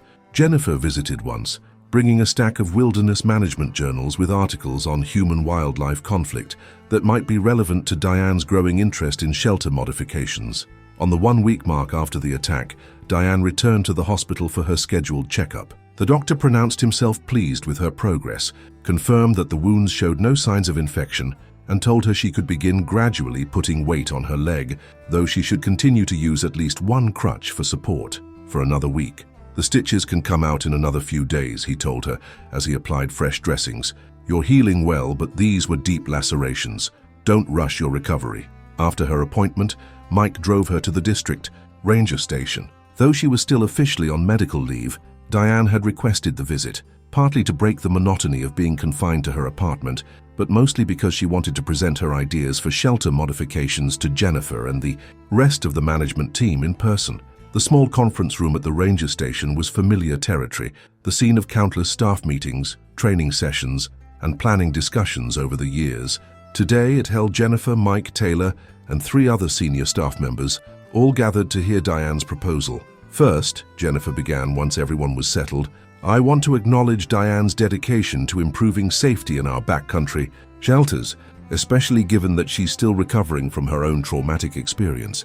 This kind of forward thinking is exactly why the White Mountain National Forest has one of the best safety records in the system. There were nods around the table, and Diane felt a flush of pride despite her lingering discomfort at being the center of attention. She'd always been more comfortable in the field than in meetings like this.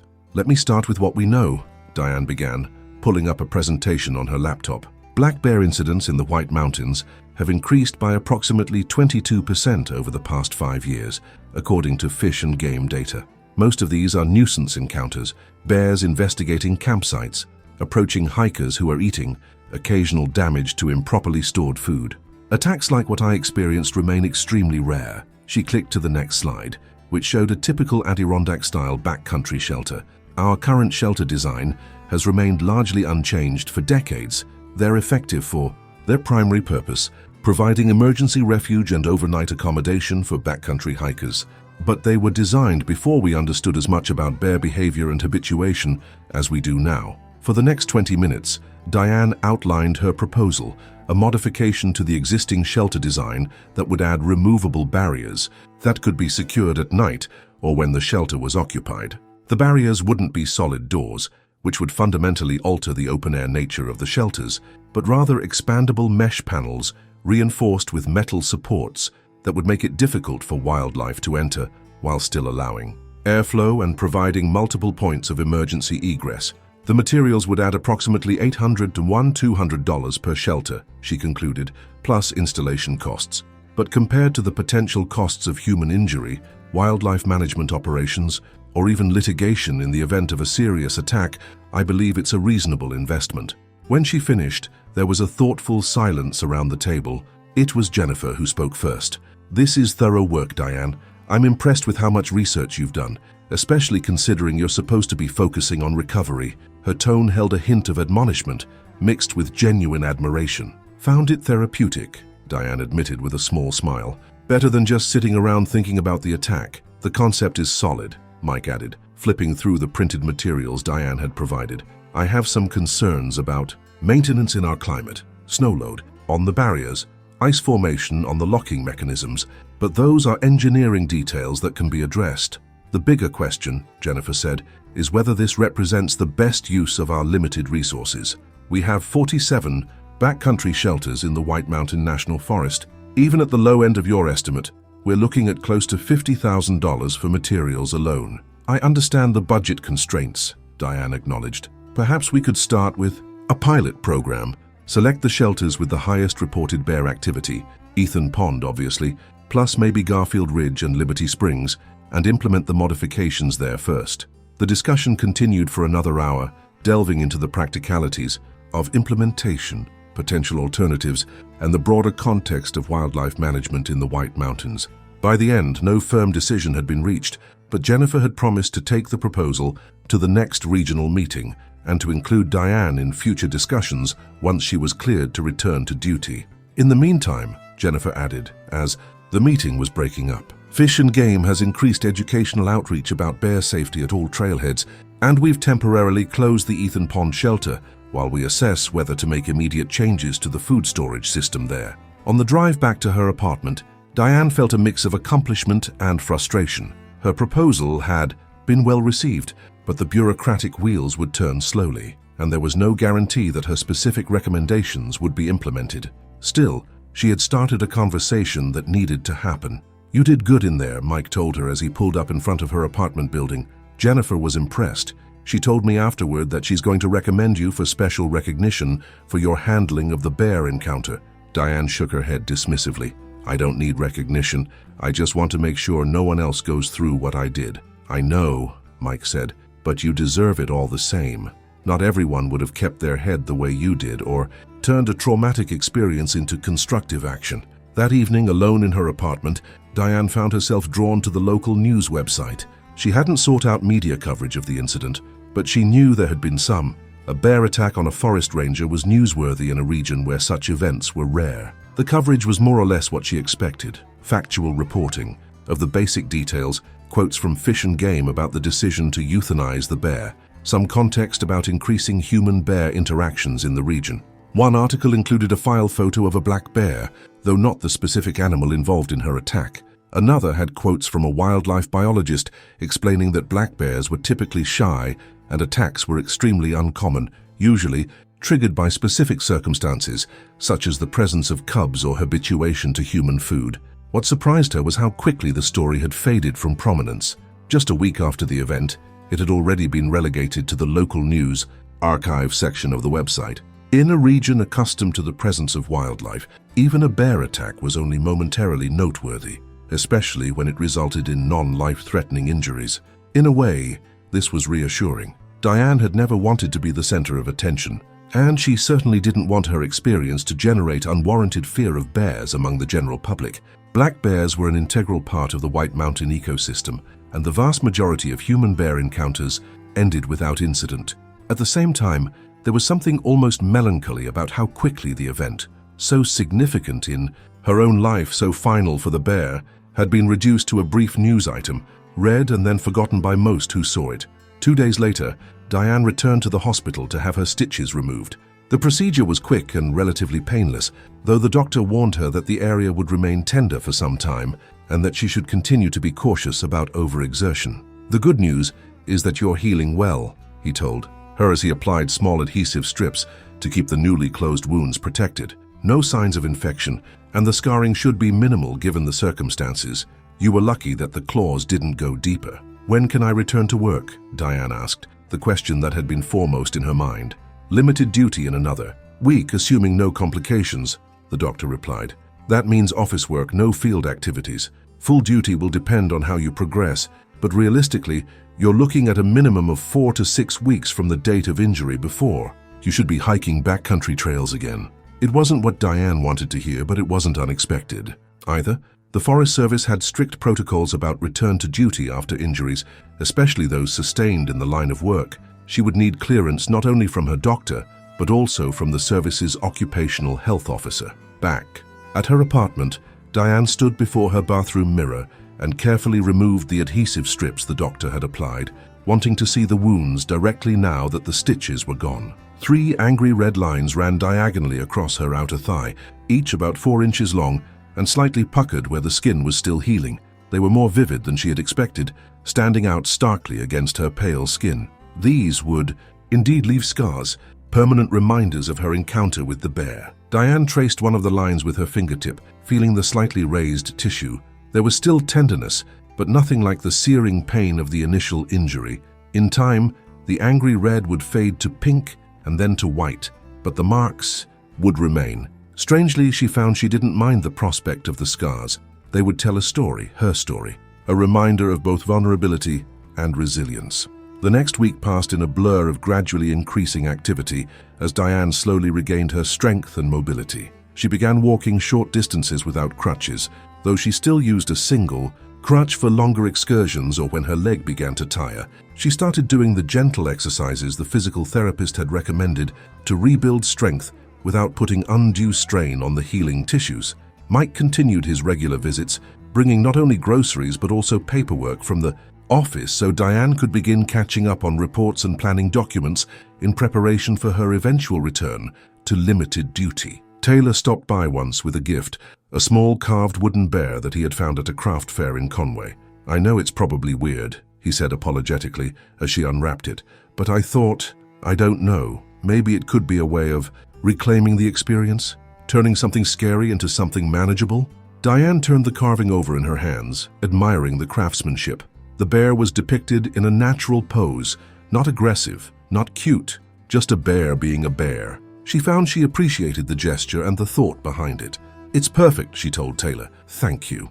2.5 weeks after the attack, Diane was cleared for limited duty. Her first day back at the ranger station felt both familiar and strange. Her colleagues welcomed her warmly, but with an undertone of concern, their eyes occasionally straying to her leg, even though her uniform pants covered the healing wounds.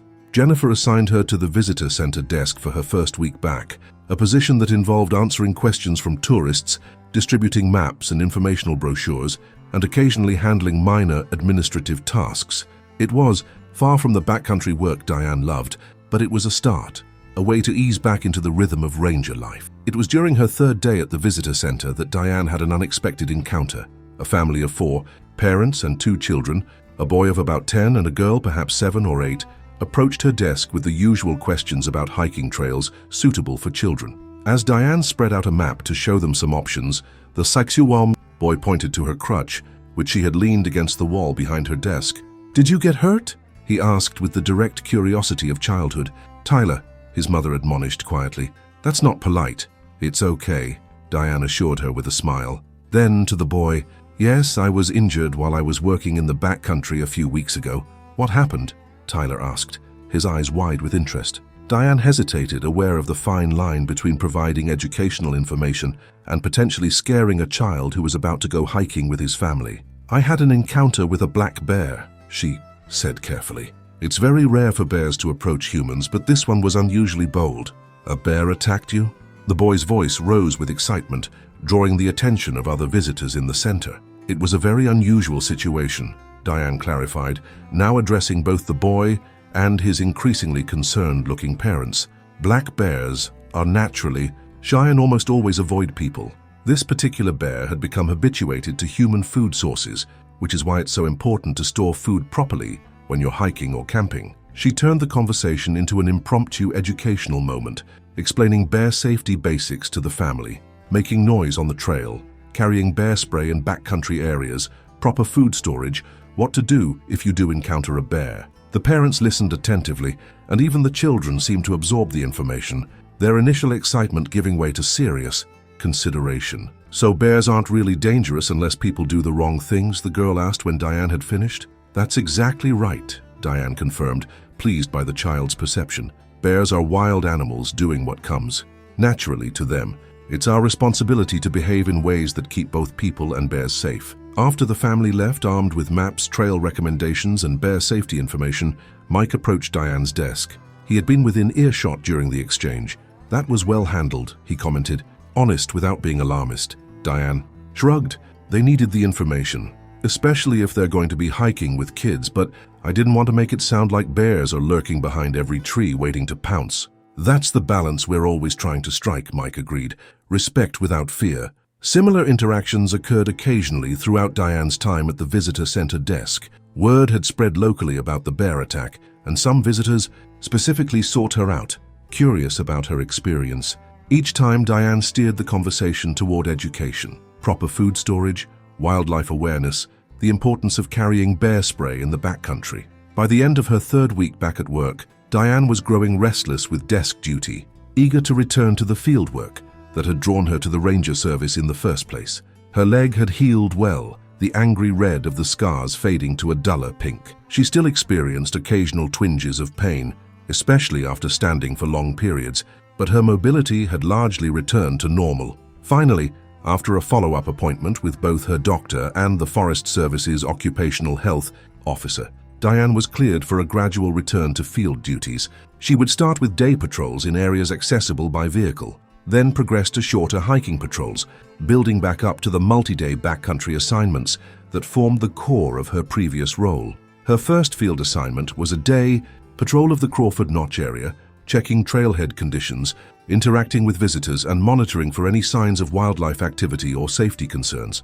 Though it was less physically demanding than her pre-injury work, Diane found herself more alert than usual, her senses hyper-aware of her surroundings as she moved through the forest. Every rustle in the underbrush, every snapping twig caught her attention. She found herself scanning the trees more frequently, her hand straying to the bear spray on her belt whenever she rounded a blind corner on the trail. These reactions weren't incapacitating. She wasn't experiencing panic or freezing in fear, but they represented a new wariness, a heightened awareness of potential danger that hadn't been part of her forest experience before. By mid-afternoon, Diane had reached the Highland Center, a large Appalachian Mountain Club facility that served as a base for many hikers exploring the White Mountains. She stopped in to check if there had been any recent wildlife sightings reported by guests and to touch base with the AMC staff. "Ranger Kelly," greeted Sam Wilson, the center's manager, with evident surprise.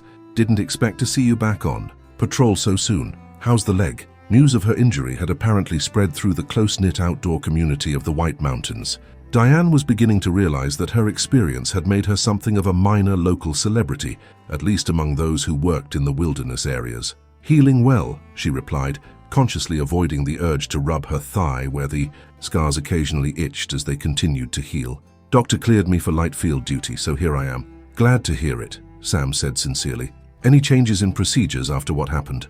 "I've had a few guests asking about bear safety, more than usual for this time of year. We've increased signage about proper food storage at all backcountry sites," Diane told him, "and there's a proposal under consideration for physical modifications to some of the shelters, but that's still in the discussion phase." "Makes sense," Sam nodded. "We've been emphasizing bear awareness in our pre-hike briefings too.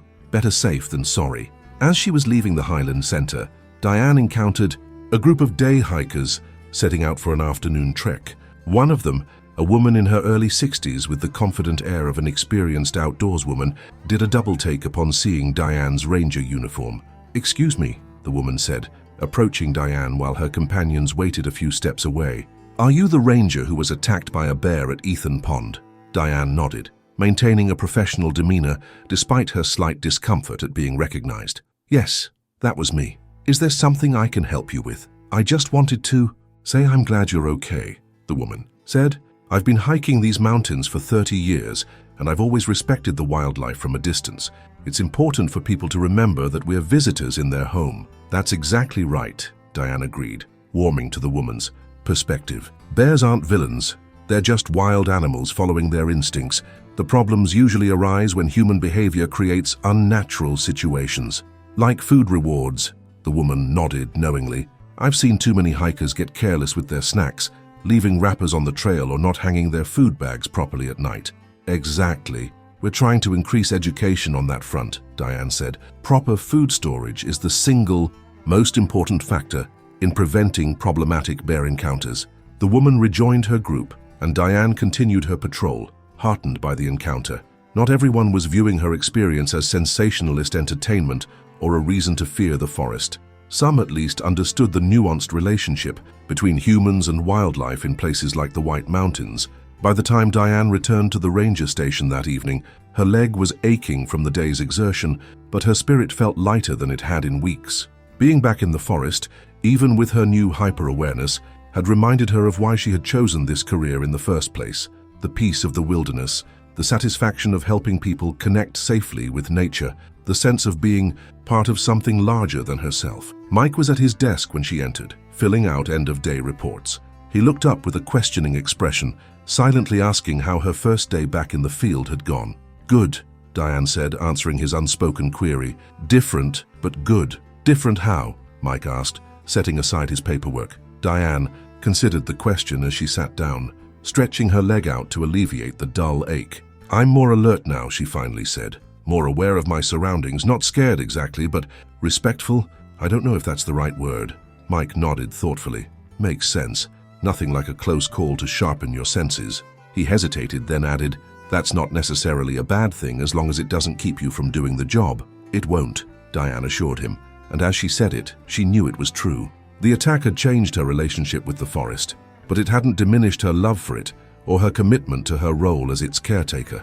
Over the next 2 weeks, Diane gradually increased her field activities, progressing from day patrols to overnight shifts at some of the more accessible front country campgrounds. Her leg continued to heal, the occasional pain diminishing to infrequent twinges, though the scars remained vivid against her skin. It was during this time that Jennifer called Diane into her office to discuss the shelter modification proposal. The regional management team had reviewed Diane's recommendations and had reached a decision. "We're going to implement a pilot program," Jennifer announced without preamble as Diane took a seat across from her desk. 3 shelters to start. Ethan Pond, naturally, plus Garfield Ridge and Liberty Springs, as you suggested. If the modifications prove effective and durable through a full season of use, we'll consider expanding to additional sites. Diane felt a surge of satisfaction. It wasn't the full implementation she had hoped for, but it was a start, a chance to test her ideas in real-world conditions. "Thank you," she said. "When do we begin?" "Materials have been ordered," Jennifer replied. "Installation is scheduled for next month, which should have the shelters ready for the summer hiking season," and she paused, a slight smile playing at the corners of her mouth. "I've requested that you be assigned as the project lead for the shelter modifications." "Me?" Diane was surprised. While she had developed the concept, she had assumed that the actual implementation would be handled by the maintenance division or outside contractors. "It was your idea," Jennifer pointed out, "and you have a unique perspective on the importance of the modifications. Besides, it will be good experience for you: project management, budget oversight, coordination with multiple departments. Skills that will serve you well if you ever decide to move up in the organization." Diane hadn't given much thought to career advancement. She had always been content in her role as a field ranger, but she found herself intrigued by the opportunity. "I'd be honored," she said. The next month was a whirlwind of activity as Diane balanced her gradually increasing field duties with her new responsibilities as project lead for the shelter modifications. She worked with the Forest Service's engineering department to finalize the design, coordinated with purchasing to ensure all materials were acquired within budget, and developed an installation schedule that would minimize disruption to hikers during the increasingly busy spring season. Throughout this period, her leg continued to heal, the scars fading from pink to a paler color that still stood out against her skin, but no longer drew immediate attention. She still found herself more alert in the backcountry, more conscious of potential wildlife encounters, but this heightened awareness had integrated itself into her ranger routines. Without becoming a hindrance, the day finally came for the first installation at Ethan Pond Shelter, the site of her attack.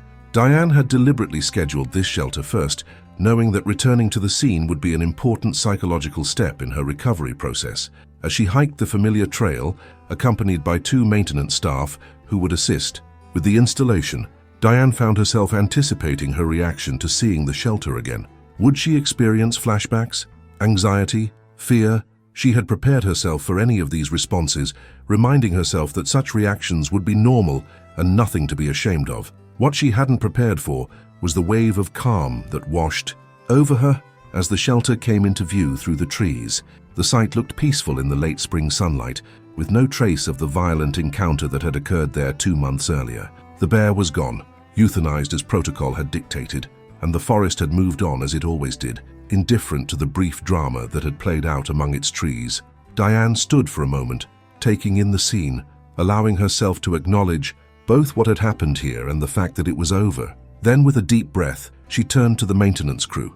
"Let's get to work," she said, her voice steady and confident. The installation proceeded smoothly. The design they had developed, expandable metal-reinforced mesh panels that could be secured across the open front of the shelter at night, was elegant in its simplicity. When deployed, the barriers would prevent large wildlife from entering the shelter, while still allowing airflow and providing multiple points for emergency egress if needed. When not in use, they could be collapsed and secured to the shelter wall, out of the way of normal activities. By late afternoon, the Ethan Pond installation was complete. Diane tested the barriers herself, deploying and retracting them several times to ensure the mechanisms worked smoothly. Satisfied, she made notes for minor adjustments to be incorporated into the installations at the other 2 shelters later that week. As the maintenance crew packed up their tools, Diane took a moment to sit on the shelter's platform at almost the exact spot where she had stood when the bear entered 2 months earlier. She felt no fear now, only a sense of accomplishment and closure. The shelter was safer because of her experience and her advocacy. Future hikers and rangers would be better protected. The maintenance crew headed back down the trail, carrying the remains of packaging and unused materials. Diane told them she would catch up shortly, wanting a few minutes alone at the shelter to complete her personal reconciliation with the site. As she sat in the peaceful quiet of the early evening forest, a movement at the edge of the clearing caught her eye. Her hand moved instinctively to her bear spray, but she remained calm, watching as a black bear, smaller than the one that had attacked her, perhaps a 2- or 3-year-old, emerged briefly from the trees. The bear paused, raising its head to sniff the air. It noticed Diane and froze, clearly assessing the situation. Diane remained perfectly still, making no threatening movements, but also showing no fear. For a long moment, human and bear observed each other across the clearing, 2 species sharing the same forest, each with their own place in the ecosystem. Then, with a soft huff, the bear turned and ambled back into the forest, disappearing. Among the trees as quietly as it had appeared, Diane released a breath she hadn't realized she was holding. This encounter, peaceful, respectful, ending with the bear choosing to avoid human contact, was how most human-bear interactions in the wild should be. The attack she had experienced had been the exception, not the rule, the result of unusual circumstances and a bear that had lost its natural wariness of humans. Standing up, Diane took one last look at the modified shelter, now equipped with barriers that would help prevent future problematic encounters. Then she turned and began her hike back toward the trailhead, her stride confident and her perspective clear. The forest was neither entirely safe nor malevolently dangerous. It was simply wild, operating according to its own ancient rhythms and rules. As rangers and visitors, humans could learn those rules, respect them, and take reasonable precautions. They could design better systems and educate more effectively. But ultimately, they remained guests in a world where bears and other wild creatures were at home, following the instincts that had sustained their species for millennia. Diane touched the scars on her leg through her pants as she walked, no longer with pain or regret, but with respect for the bear that had left its mark on her, for the wilderness that continued to teach her its lessons, and for her own resilience in the face of nature's indifferent power. The trail stretched before her, leading back to the human world of ranger stations and reports, of educational programs and safety protocols. But it also led forward to future days in the backcountry, to the continuing work of helping people connect safely with the wild places she loved. With each step, both the memory of the attack and the bear itself receded further into the forest. Behind her, becoming one more story in the long, complex history of humans and wilderness, significant to those involved, but ultimately just a brief moment in the ancient, ongoing life of the White Mountains.